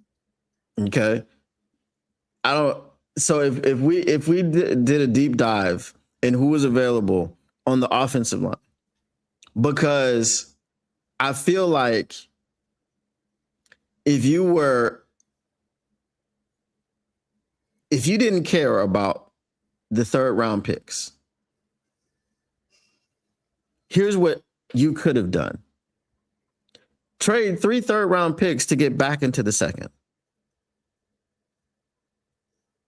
Because, I mean, 3 3rd round picks to pick somebody in the 3rd round is ridiculous to me. So if you said 3 3rd round picks and we're going to get back into the 2nd and we're going to affect our team by getting better offensive line play. and this is my thing, and you can blame Brad Holmes for this. I truly believe they didn't have a clue that Brad was retiring.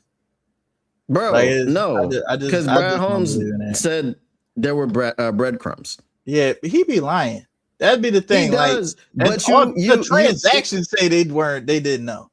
Which one of those things makes you look dumber?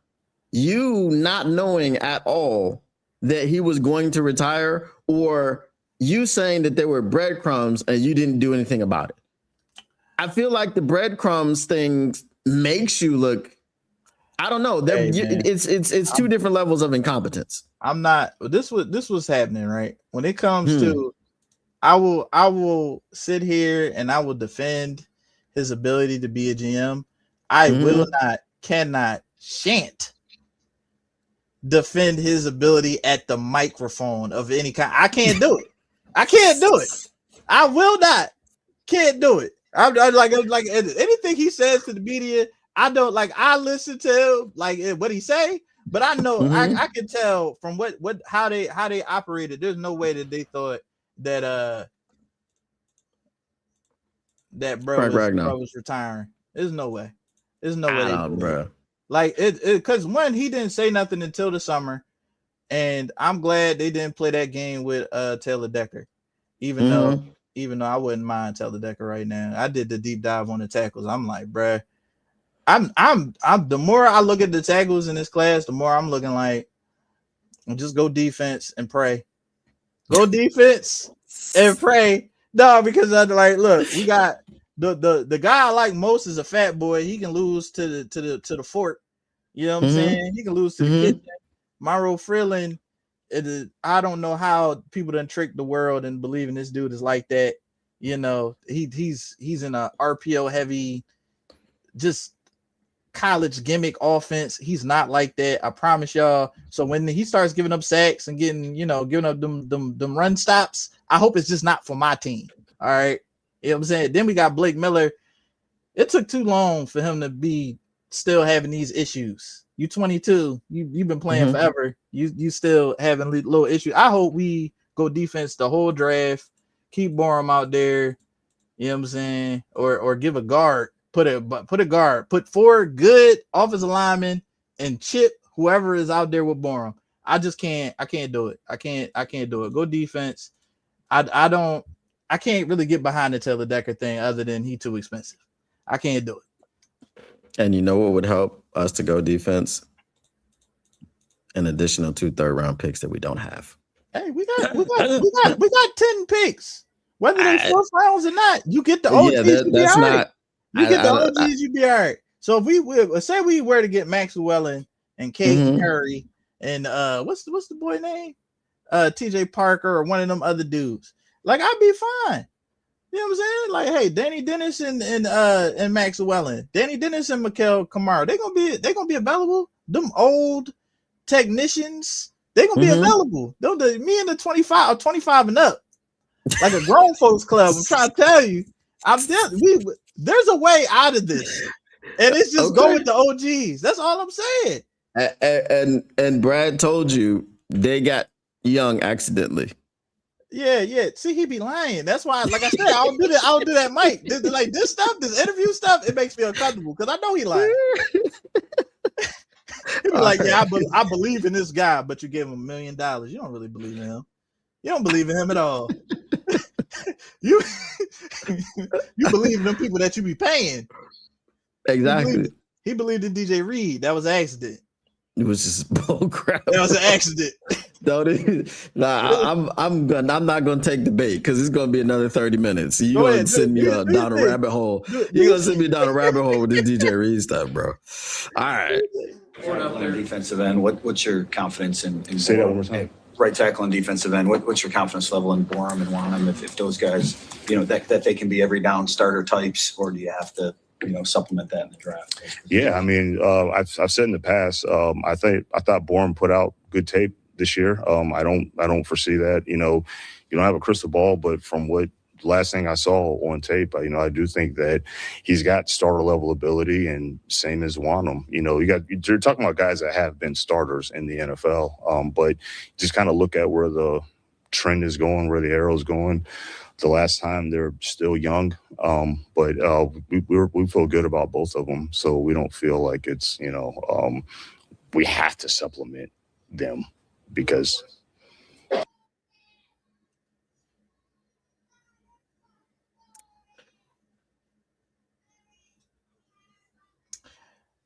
All right, I'm not even gonna say that, man. He be lying. That's what I be trying to tell you. Like, I could barely pay attention. I know he lying. He said, "But like, yeah, I believe in Borum and Wanham. I believe in them. These guys, if you would ask him how many sacks one of them would get, he'd be like, yeah, I think he can give you like 8 good sacks, and then he can set a good edge. I'm not listening. I cannot pay attention because look, he don't even look like he telling the truth. Look at him. That's all I'm saying. Like, he look like, did they believe that lie? You know what I'm saying? That's all he's saying. Look, I'm trying to tell you, man. I don't look. This stuff make me uncomfortable. Keep going. Keep going. It make me uncomfortable. Hey, just a fan, man. It's all a dart throw. Round 3 to 7 is all the same to me. You just a bunch of dart throws. 3 to 7 is 3 to 7 crazy. is all dart throws to me. Outside of the top 100 during the NIL era is dart throws. They all dart throws. You don't know.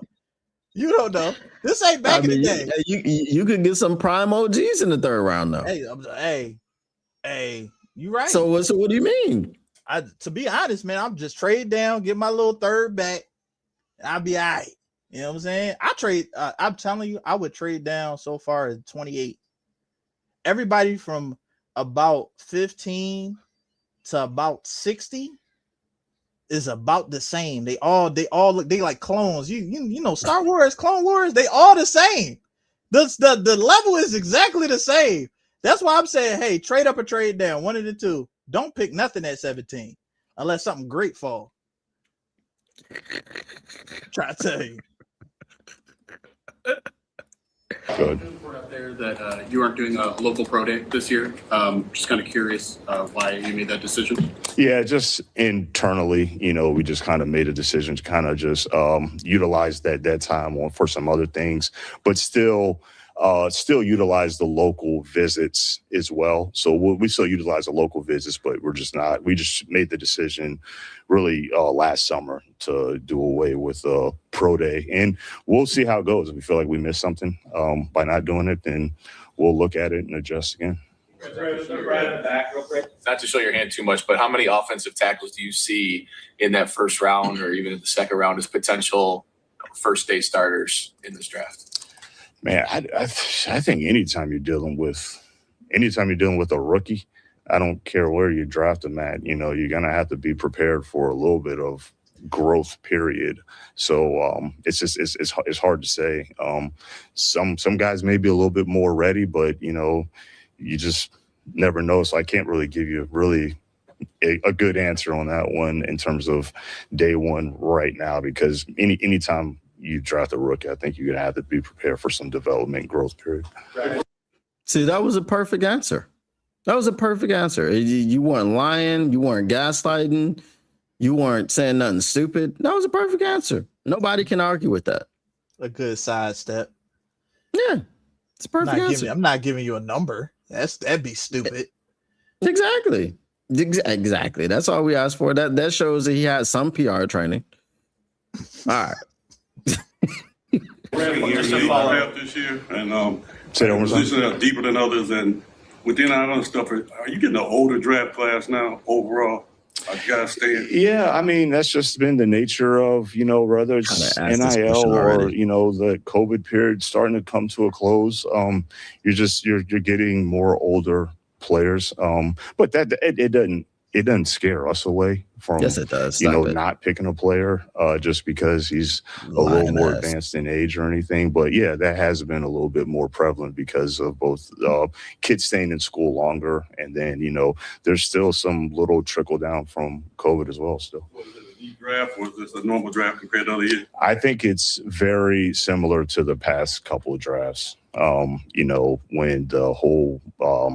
the amount of underclassmen that would enter the draft kind of drastically fell off. So that's why I would compare it to the past couple of drafts.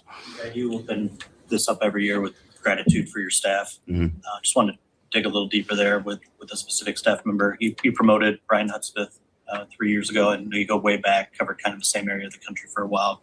Just curious, I guess you speak a lot in superpowers. You know, what's Brian's superpower in his role? Yeah, he just has a lot of experience. He's very organized. He's a good evaluator. You know, I used to be, like you mentioned, being out in the Southeast with Hudspeth and kind of seeing the way he goes about his work. You know, as much as scouting is evolving, you still need to have some old school roots, you know, and there's still some grassroots level things that you can't, there's steps you cannot skip basically in the scouting process. And that's what I really appreciate about HUD is HUD's going to make sure that those steps aren't getting skipped because they're critical. As the process evolved though from year to year, like, is it like, do you still have the same level of anxiety from the first year, or it just seems like you're making all these different changes? Like, how much has your draft process evolved? Has it gotten better? Like, just going into this year, like kind of your mindset entering this year's draft? Yeah, I think we've evolved a lot. You know, it's something that we take a long, hard look at after each draft to, you know, see things that we like that we're doing, things that we could tweak, things that we could do better, and implement those things and just see how it goes. But, you know, I think it's important to, first of all, you can't be scared to make those evolutions, but also you got to look back at it and make sure that they were the right things. And there's sometimes where you tried something and you didn't get the results that you really wanted, and you know you got to tweak again. So, yeah, we have had a lot of evolution from the first time. But the one thing that has not changed and that has stayed consistent is the film, and you know that's first and foremost. That's the reason. What film did they watch on Project Martin? What film did they watch on Project Martin that made him look like somebody that need to be drafted in the third round, and you had to hit the crackhead scratch to get back up in the third round? What film did you watch?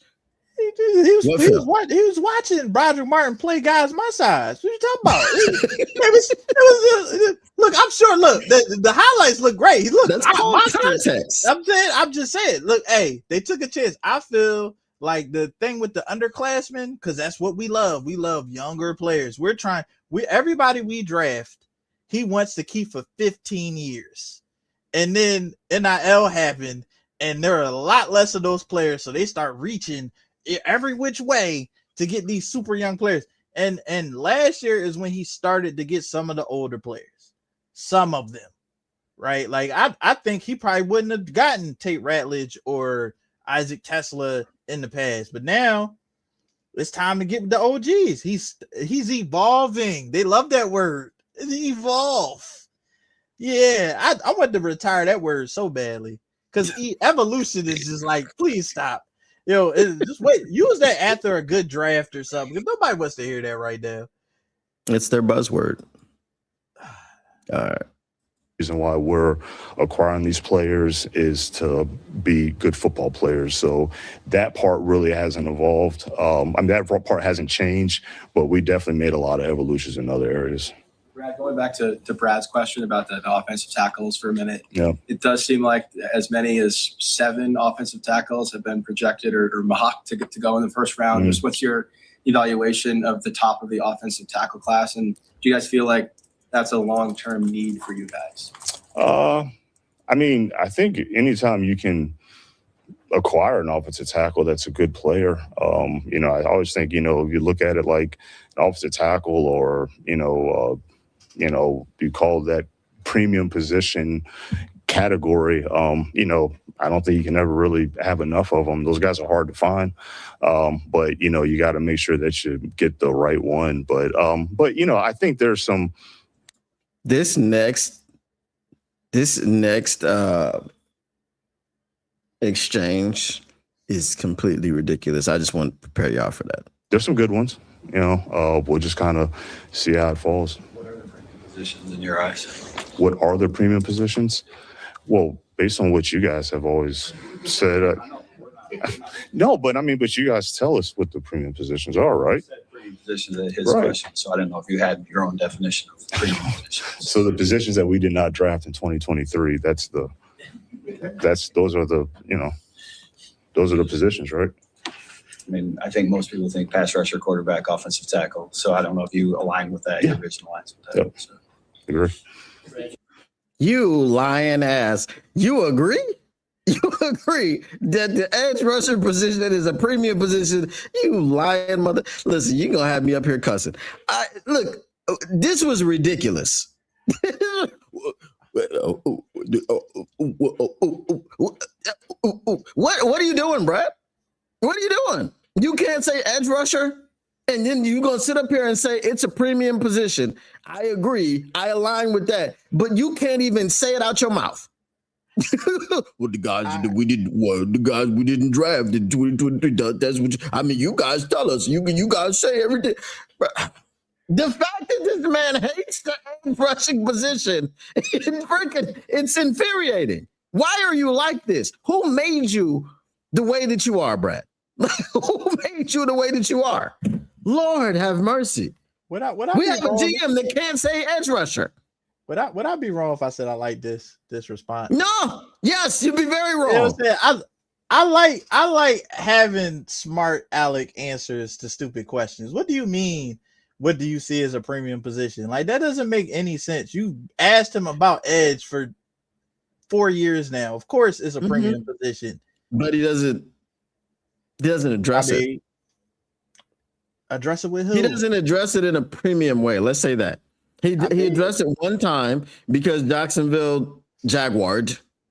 Okay. And he addressed it one time in a premium way. That's it. If he didn't draft so well, he had more money to spend on, give Odafe Owe $120 million. We're not asking you to go get $120 million in free agency on the edge. Get it? That's the going price. If Odafe Owe is $120 million, that's not what we're asking you for. We're asking you to do it in the draft. Oh yeah. All right. Now, Landon Jackson. Again, here's the thing. Landon Jackson. When did Landon Jackson go? He went in the second round. 0-6. Okay. I've done this. Now, Landon Jackson was stiff. He's a big dude. He fit what they do. Yeah, he's right. Though. Exactly. We won't change what we do. I don't know what the plan is. I don't get it. There you go. So we won't change what we do, but yet because we won't change what we do, it looks as though you don't care about the pass rush. Just like there was an article, I did a video on it talking about the top 5 draft trade targets for the Detroit Lions, and Josh Sweat was in there. We didn't get Josh Sweat when we had the opportunity to get Josh Sweat.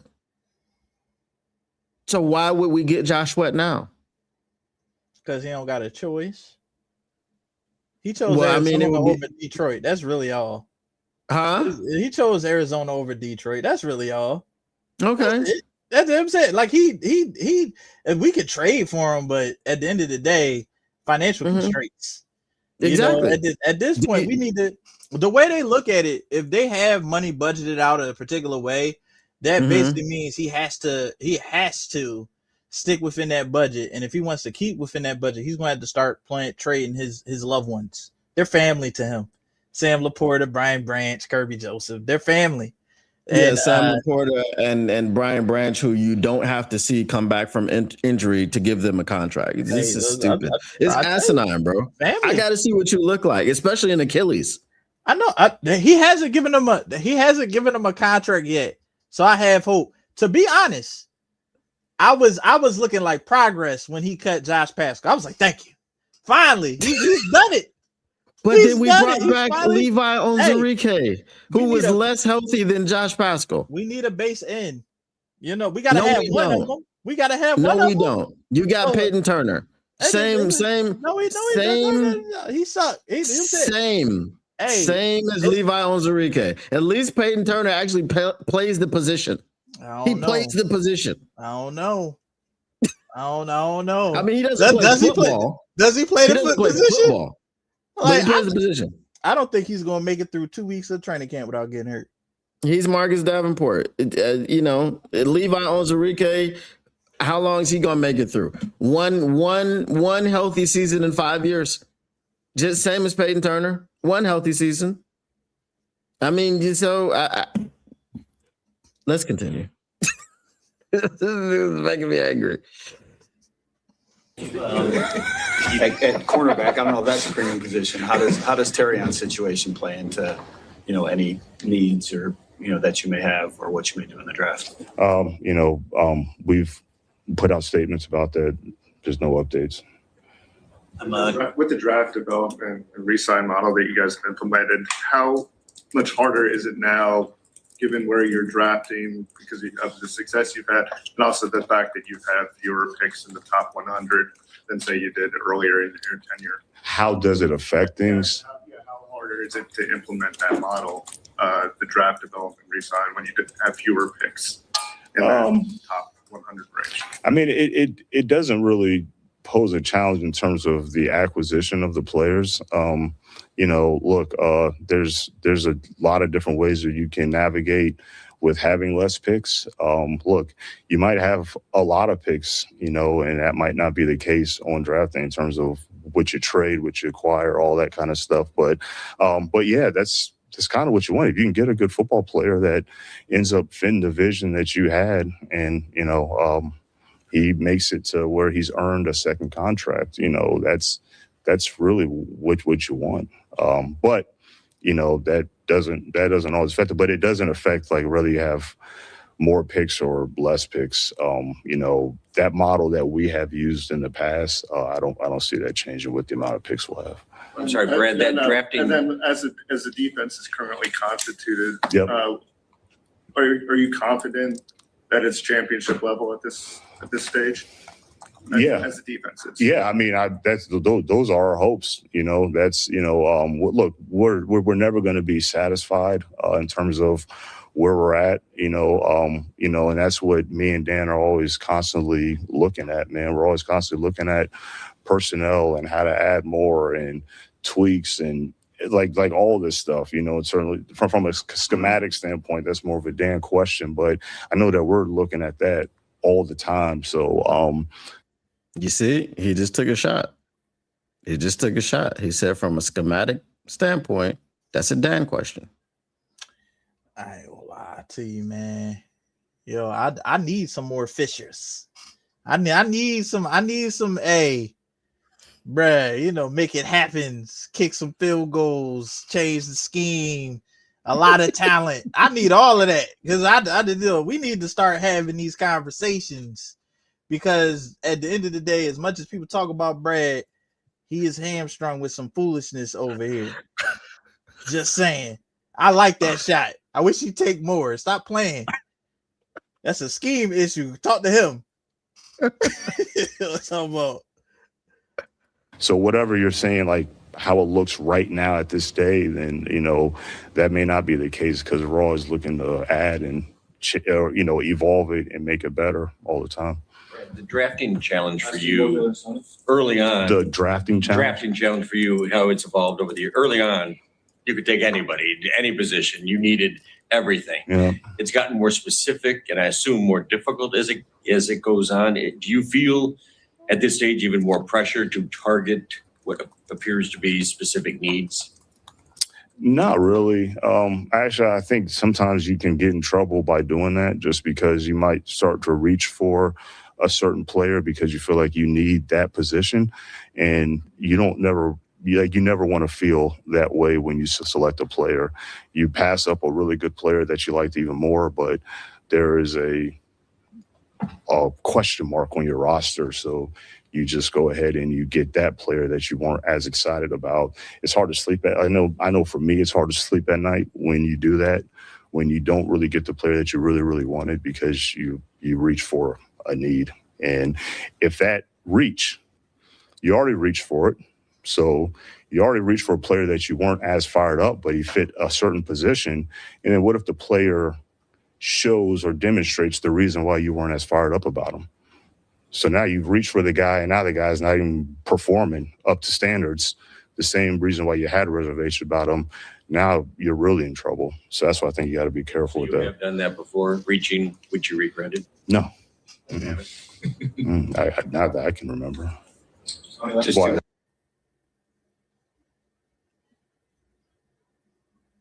No reach, no reach, no. Broderick Martin would no reach for me. No reach, no reach, no. Isaac Tesla would no reach for me. That's the song. It's called No Reach. Get it on Spotify. Get it on Apple Music, wherever you get your music at. No reach, no reach, no. Broderick Martin would no reach for me. I've never reached. I don't know what it's like to reach, but I just explained to you what it means to reach and how I can't sleep at night when I reach, because I reached for Broderick Martin. I reached for Isaac Tesla, and I don't know what it feels like. This man is speaking gibberish. This man is lying to you. This is the gaslighting that Brad Holmes is doing. He's telling you he's never reached. He's telling you he's never reached. Hey. And the other thing that pisses me off about Brad Holmes is that he assumes that if you draft for need, you're going to get a bad player. Because, I wasn't as excited about this guy. So listen, there were multiple players between Hendon Hooker and Broderick Martin. There were multiple players that went. Kobe Turner went. Yahya Diaby went. There were multiple players. There are even more. I did a video about all the players. What does BPA mean to Brad Holmes? And the crack fiend getting back into the third round was for Broderick Martin and Broderick Martin alone. Dan Campbell sat up there and said, "Oh, I hope their guy's not Broderick Martin." Who the hell is Broderick Martin? Go ahead, Mike. In this statement, he's right. He doesn't reach for a need. That's basically what they asked. He clearly isn't reaching for need. A player. He'll reach for a player, doesn't reach for need. Reaching is reaching. I don't care what you're reaching for. We would have had edge players that y'all be killing them about. It'd probably be some more Josh Pascals, because none of the edges that I've seen drafted in the rounds people talk about have panned out at all.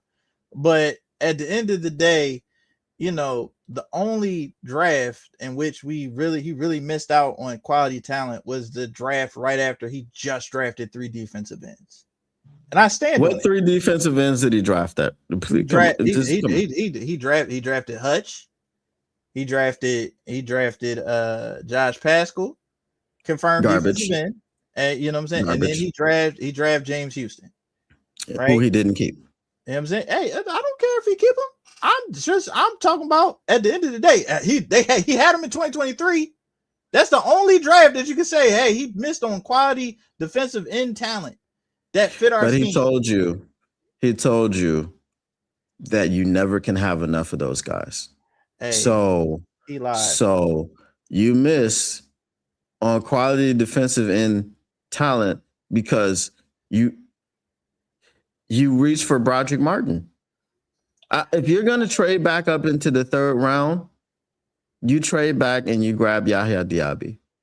You trade back in and you grab someone else. You don't trade back in for Broderick Martin. Now, again, I give him a little bit more grace and slack on the Hendon Hooker pick because we could understand what he was doing. Now, were there breadcrumbs? Yes, there were breadcrumbs that Hendon Hooker wasn't going to be able to transition into an NFL quarterback because the offense that he played in at Tennessee was very gimmicky and it didn't require him to process too much. And we saw that he had a processing issue when he got to the NFL. So obviously, that pick just didn't work out. But the fervor and the conviction that they had about Broderick Martin that they didn't have for anybody else that went after Hendon Hooker is crazy to me. So you're telling me that he didn't know, they weren't having internal conversations about James Houston and going, no, we got 7 sacks in 8 games or 8 sacks in 7 games. I know he did that. We need him to drop back in coverage. Y'all were having these stupid ass conversations. I know you were having them, and I know he was there when Dan and AG were having that dumb ass conversation. We got a bona fide sack guy. We need him to drop back in coverage. So look, we got him in the 6th round. Look. He didn't cost much. Make him a sack specialist. Leave him alone. I can't fight that. The only thing in 2024, like in 2024, I could honestly say that you could have went into that year and been like, bro, let's address this secondary because Kendall Vildor has footballs bouncing off his face mask. So not getting the edge in that particular draft, I understood. The Rakestraw pick was like, it was again. It was technically best available. Before you go ahead. Before you go through that, that was Brad Holmes' fault that we had to address the secondary because we gave Cam Sutton money. Bro, if we are not spending, first of all, you gotta understand NFL players are a lot less. Oh, let's go to the flash in the pan team. It's not like we're some. I would love to go to Detroit. Like you either overpay average, or you take shots on guys. Like you overpaid for a guy who was not a number 1 corner, never had been a number 1 corner. You did the same thing. You didn't learn your lesson from Cam Sutton. You did the same thing with DJ Reed. You did the same thing with Carlton Davis. He wasn't the number 1 corner. Carlton Davis, you traded for him, and he was your number 1 corner, and he was a dog for your team. See, so this is where I will definitely have a sharp disagreement with you. Carlton Davis wasn't like that as a number 1. Really? He's not like. I'm sorry. For our team, go watch that Seattle Seahawks game and tell me if he like that. What DK Metcalf was doing that young man. It was assault. All right. Was it assault like the Jeffrey Namumbo? It was pretty bad. It was pretty bad. Okay. Did he give up 140? It was something crazy. I can Google it. DK was doing it. He was doing it bad to him. Okay. But this is my thing this is my thing. I think Carlton Davis is a number 2. And once won the Houston Texans game. He did. He had a good game. I could be like, oh, DJ Reed won the Browns game. It doesn't matter. No, he didn't. Yes, he did. He got a pick. Oh, he was so great. Browns. He was so great. Hey, he erased Zay Flowers. I don't care. Like, yo, these guys, to me, they're both number 2s. And that's what we could get if Terrion Arnold turns into the number 1 that he's supposed to be. He's not DJ going Reed to. on the number 2. If it did, Carlton Davis went over there with the Patriots with the easiest schedule known to man, did not play any receivers at any point in time last year, and he was playing number 2s, and of course he's gonna look awesome. It's like, yo, I'm playing the second receiver on the easiest schedule in the league. Like, come on. I think and why was Carlton Davis a number 2 in New England? Christian Gonzalez. That's who I wanted. Okay. And I have to go back to a statement that I made earlier. Where did Christian Gonzalez get drafted? What pick did he go? Was it like 14, 15 or something like that? 17. right before Jack Campbell. And the Detroit Lions were happy that Christian Gonzalez was the pick so that they could get Jack Campbell. I also you can't be a DB slob or snob. You are a slob. You can't be a DB snob. And you sat there and were happy that your number one corner of the future went off the board so you could draft Jack Campbell. Got to do what you got to do, man. You got to do what you got to do.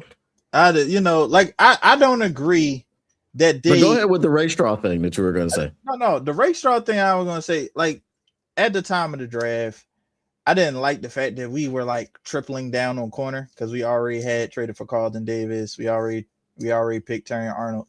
But I was like, all right, I guess he's the best guy on the board, maybe.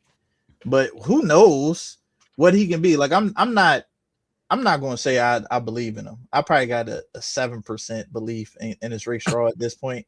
It's like, yo, if he surprised me, you know what I'm saying? If he surprised me, that'd be cool. But it's like one of those things. Like, all right, if you overdo it, it was a big weakness. You overdo drafting, making sure everything is supposed to happen the way it's supposed to happen, and you just basically build out a super secondary. That I get that. I get the thought process of it. He just didn't. He didn't like it. If the Eagles didn't exist in this world, we'd be great. You know what I'm saying? Like, I know for a fact they love Quinyon Mitchell. And like, I wish they did a little bit better job of hiding that. But yeah, that's why where was Quinyon Mitchell drafted? 22, I think. Was it 22? 21? You know what I'm saying? And we took Terry Arnold 3 picks later. You know who else wanted Quinyon Mitchell? Who? You know who else? Me. Everybody wanted. I wanted Quinyon Mitchell. I wanted Jared Verse, and we wound up with Terry Arnold. Hey, Brian, those 7 receptions, 104 yards doesn't even count the holdings in the pass interferences in that game. So, like, think about it: holding and pass interference, and 7 receptions and 104 yards. That's like that is the equivalent of getting absolutely fried. All right, so like let's stop with he was shut down. So would you say that DK Metcalf physically is the closest thing to Calvin Johnson we've seen since Calvin Johnson? Yeah, you if you took Calvin Johnson and took 95% of his skill away from him, he would be DK Metcalf. You know what I'm saying?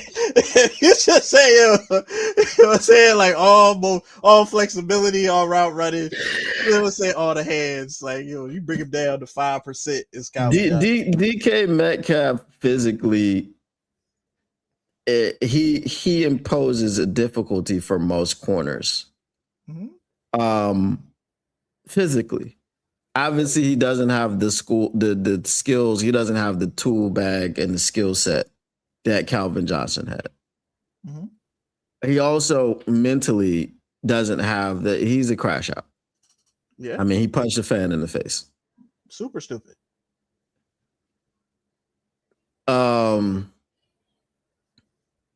Sometimes a corner has a bad game. Oh, no. Right? He got cooked. He had a couple. He got cooked. I could go in there and just be like, hey, look at this, look at this, look at this, and look at this. You know, but go ahead. But he was your best corner on the team.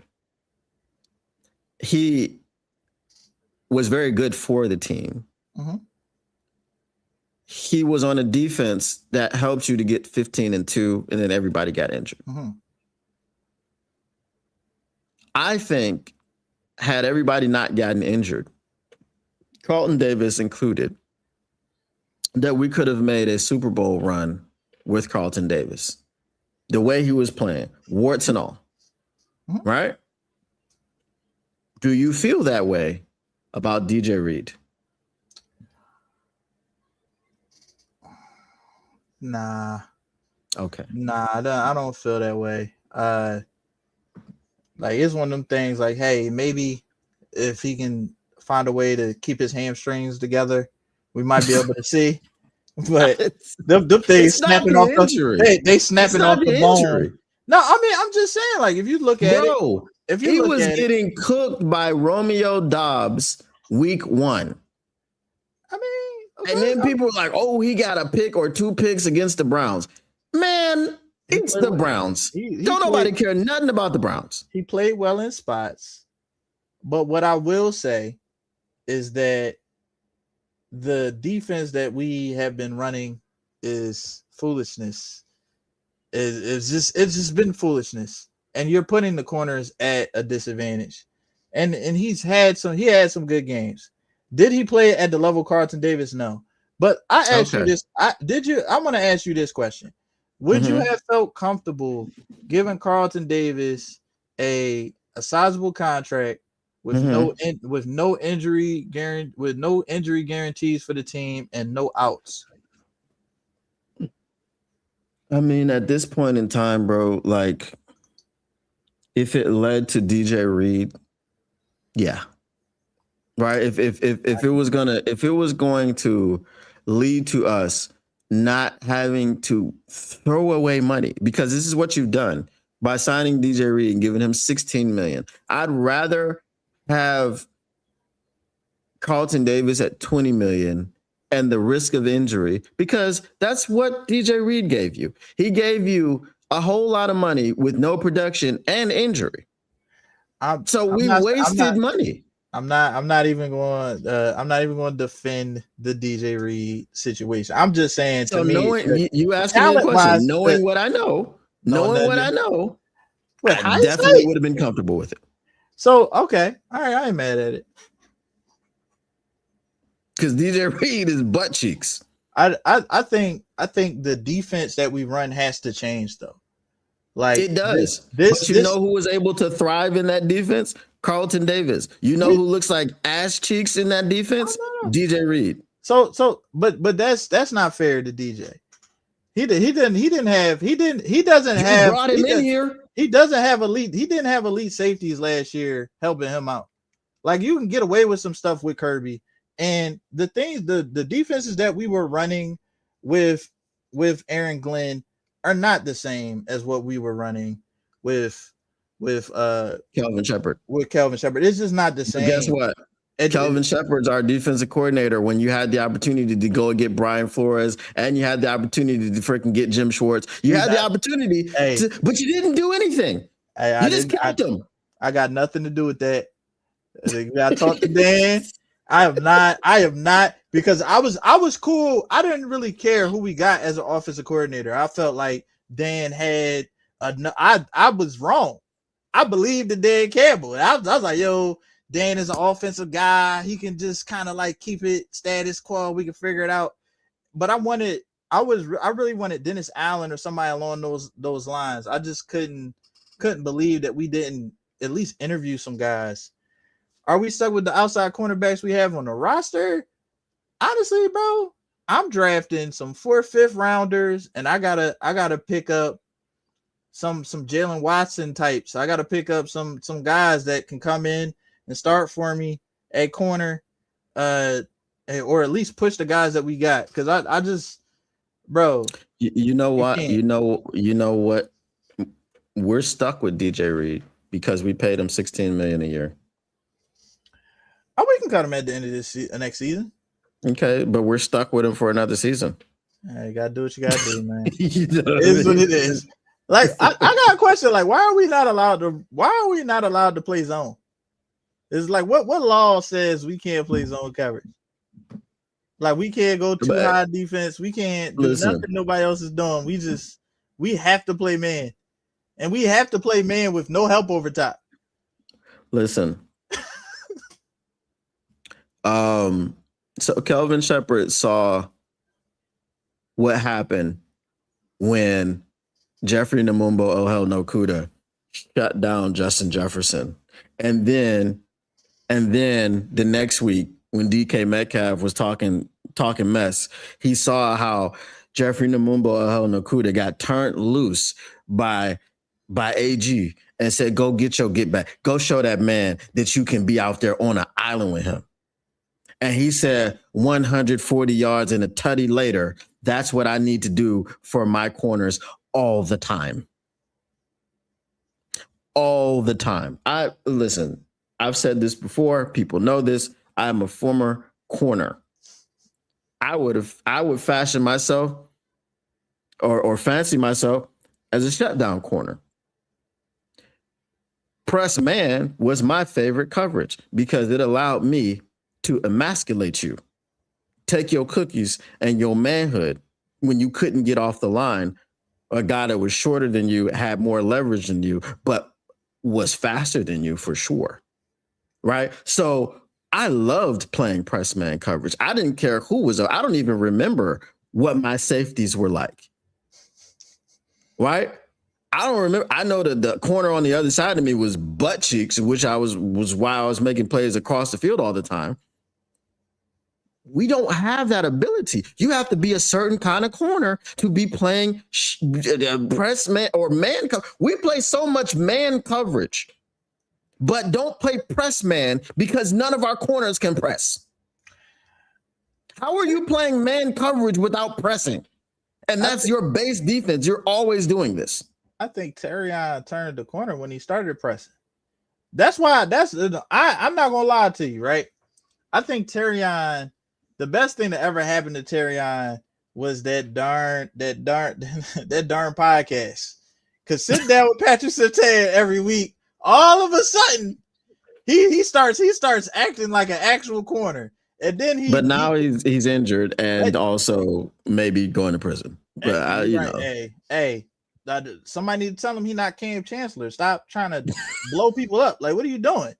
Like, I'm trying to tell you, like, I seen him knocking people out, and it's just like, bruh. And then all of a sudden, your shoulder, the same shoulder that they wanted to have surgery on, that somehow, I think something's wrong with our health system over there. Somebody needs to talk. Like, how are you like, he's injured, but not really injured. It's not for the season. It's maybe this for this week. It went from all year, a season ending injury, to like 3 weeks to back to season ending. We gotta make a decision. Like, this is ridiculous. Who's clearing these people that we drafted? That's another thing. Who would the PhD say, that dude's back? It's okay. Yeah, he gonna be fine. He'll be back. He'll be fine by March. So I want to take this opportunity to remind people, because I know I've been talking about, was Terrion Arnold the best player available and all these other things, and I've been talking about Nate Wiggins. I'm one of the only Lions creators that has belief in Terrion Arnold. I just want y'all to know this, because I know what I said. One of the only. I didn't say I'm the only, right? I know what Terrion can do. I see the technique. I see the talent. I see the ability. Terrion Arnold has a mental issue. And I'm not saying like he's got mental health issue. No, his issue is mental. He's in his head, right? He doesn't trust his technique. Once he gets a season or two where he understands that his technique works because he has it and because he works on it, I think Terrion will be fine. I don't know if he'll ever be elite, but he'll be fine. Like he cut down on the DPIs, he cut down on the holding, he cut down on all of that. Right? He's in phase all the time. He's not getting burnt, right? Unless it's a busted coverage. But I think he's fine. He will be fine. But fine is not what I'm looking for. I'm looking for, unless it's a woman, you know what I'm saying? But what I'm looking for is a dog.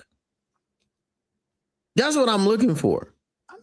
I'm looking for a shutdown corner, because our scheme is so stupid that we must have shutdown corners.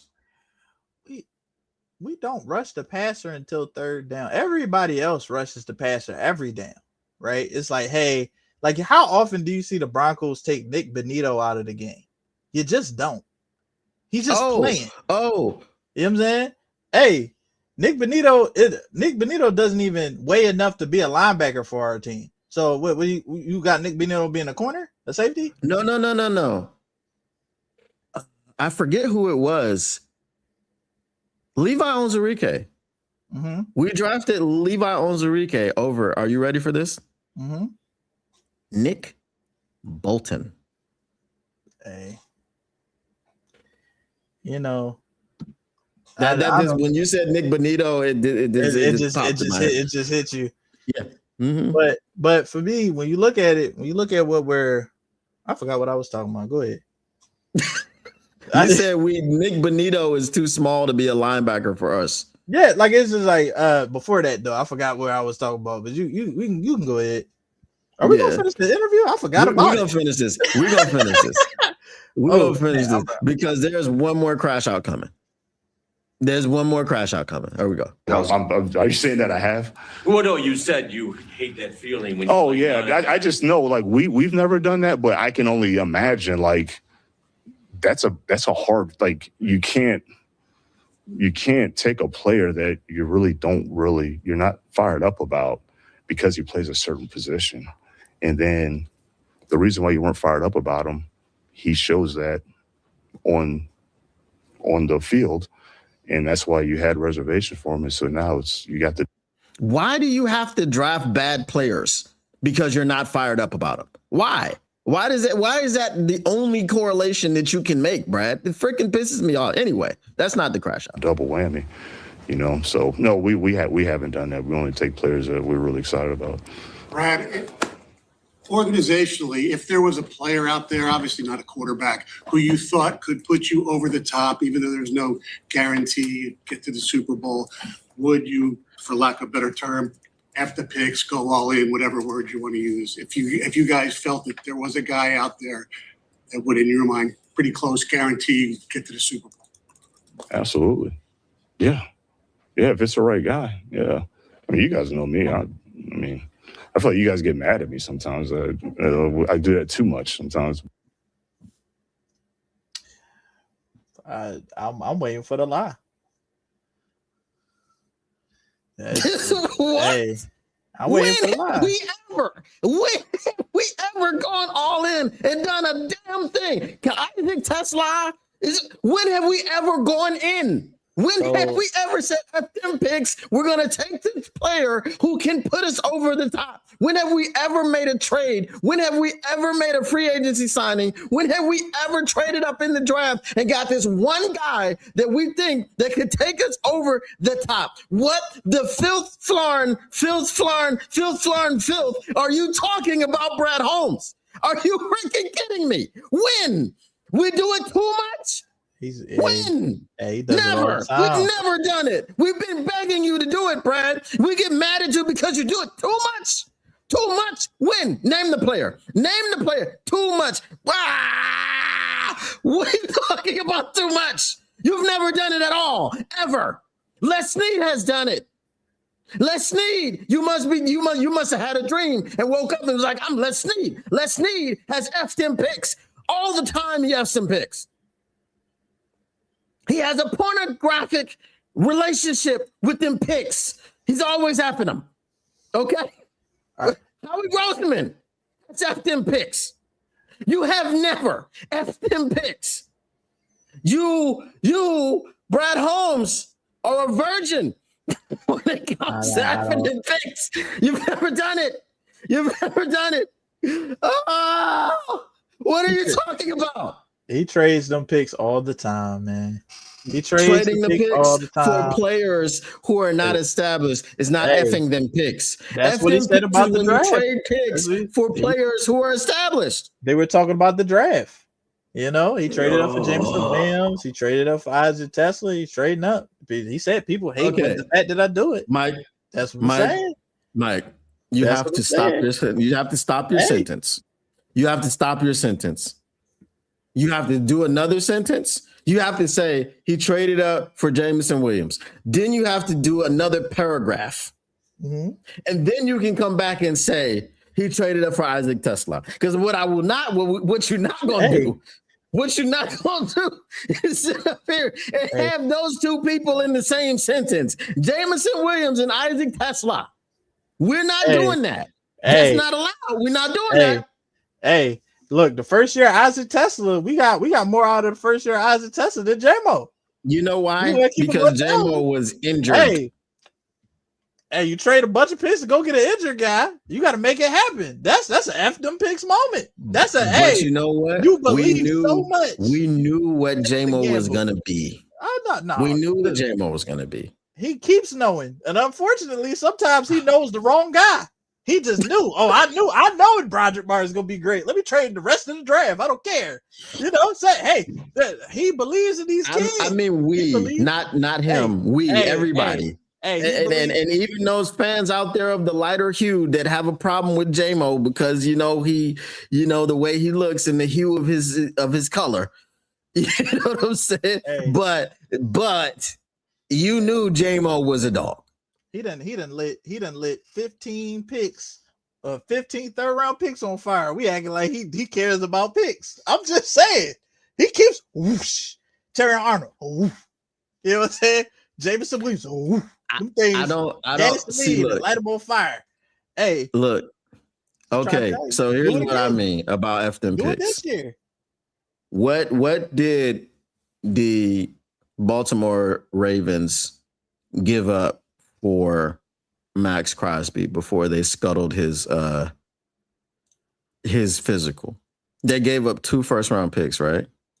Yeah, that was ridiculous. That's an F them picks move. Giving up 3 third-round picks is not an F them picks move. Giving up a third-round pick to move up in the first round is not an F them picks move. It's a normal move. That was a normal move. He made a normal move. The third round picks that they had a lot. They had maximum value 20 minutes ago, but now that was a dumb move. Hey, that was a dumb move. It's smart to me. But listen, good. The third round picks have the value that the third round picks have, but that's not an F them picks move.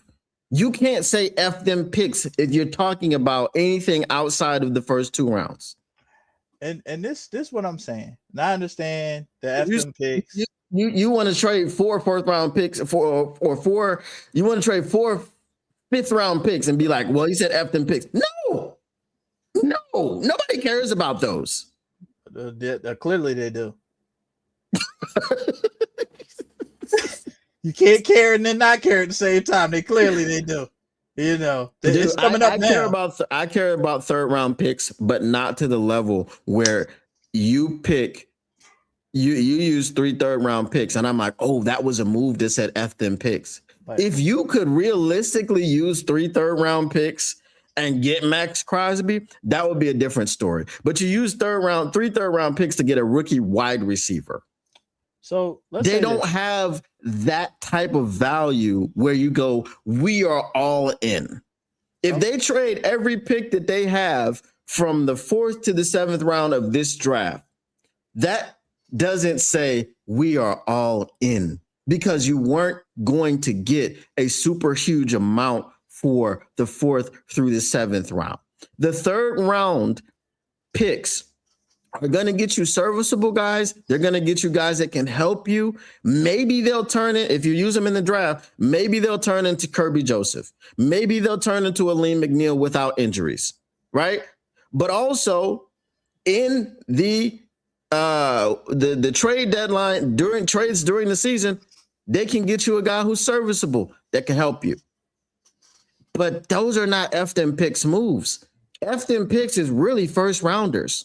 F them picks is really, I gave up 2 first rounders for Max Crosby. I gave up 3 first rounders for Myles Garrett. That's what F them picks means.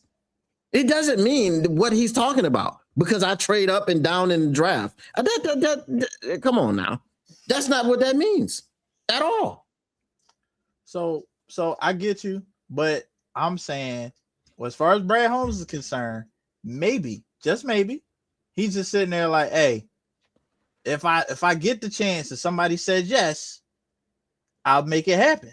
You know, I have high hopes for 2026 in this particular draft. I got to go. Gotta pick up my mama. You know what I'm saying? Gotta get the old lady, make sure she good. You know what I'm saying? But I really appreciate y'all, man. I got to go. Felt good. I feel like I could be his defense lawyer. I'm with Brad. You know what I'm saying? I'm rocking out.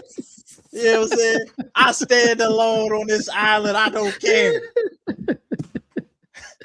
That's crazy. All right, y'all. All right, Mike. We'll check you out. Ladies and gentlemen, Lions Live 365 has left the building. I'm gonna go ahead and get out of here too, man. So I appreciate y'all staying with us, rocking with us this entire time.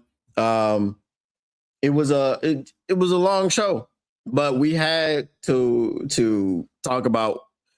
I didn't even expect to get this much content out of this show, to be honest, because Brian Holmes didn't say a whole hell of a lot. But once again, we're going to head on out of here. We'll be back tomorrow. I will be dropping videos, shorts, and all that other stuff. As I said, trying to ramp up the subscribers, trying to get, 1 second.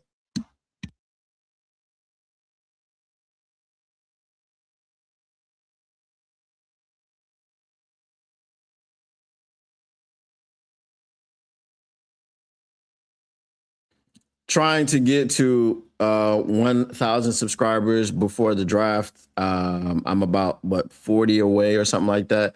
So yeah, I'm gonna keep dropping content, man. Keep dropping videos. I'm gonna do a couple videos a day, a couple shorts a day, all that stuff. So make sure you tap into those videos, because most of the videos that I'm doing are not things that I've talked about on the stream.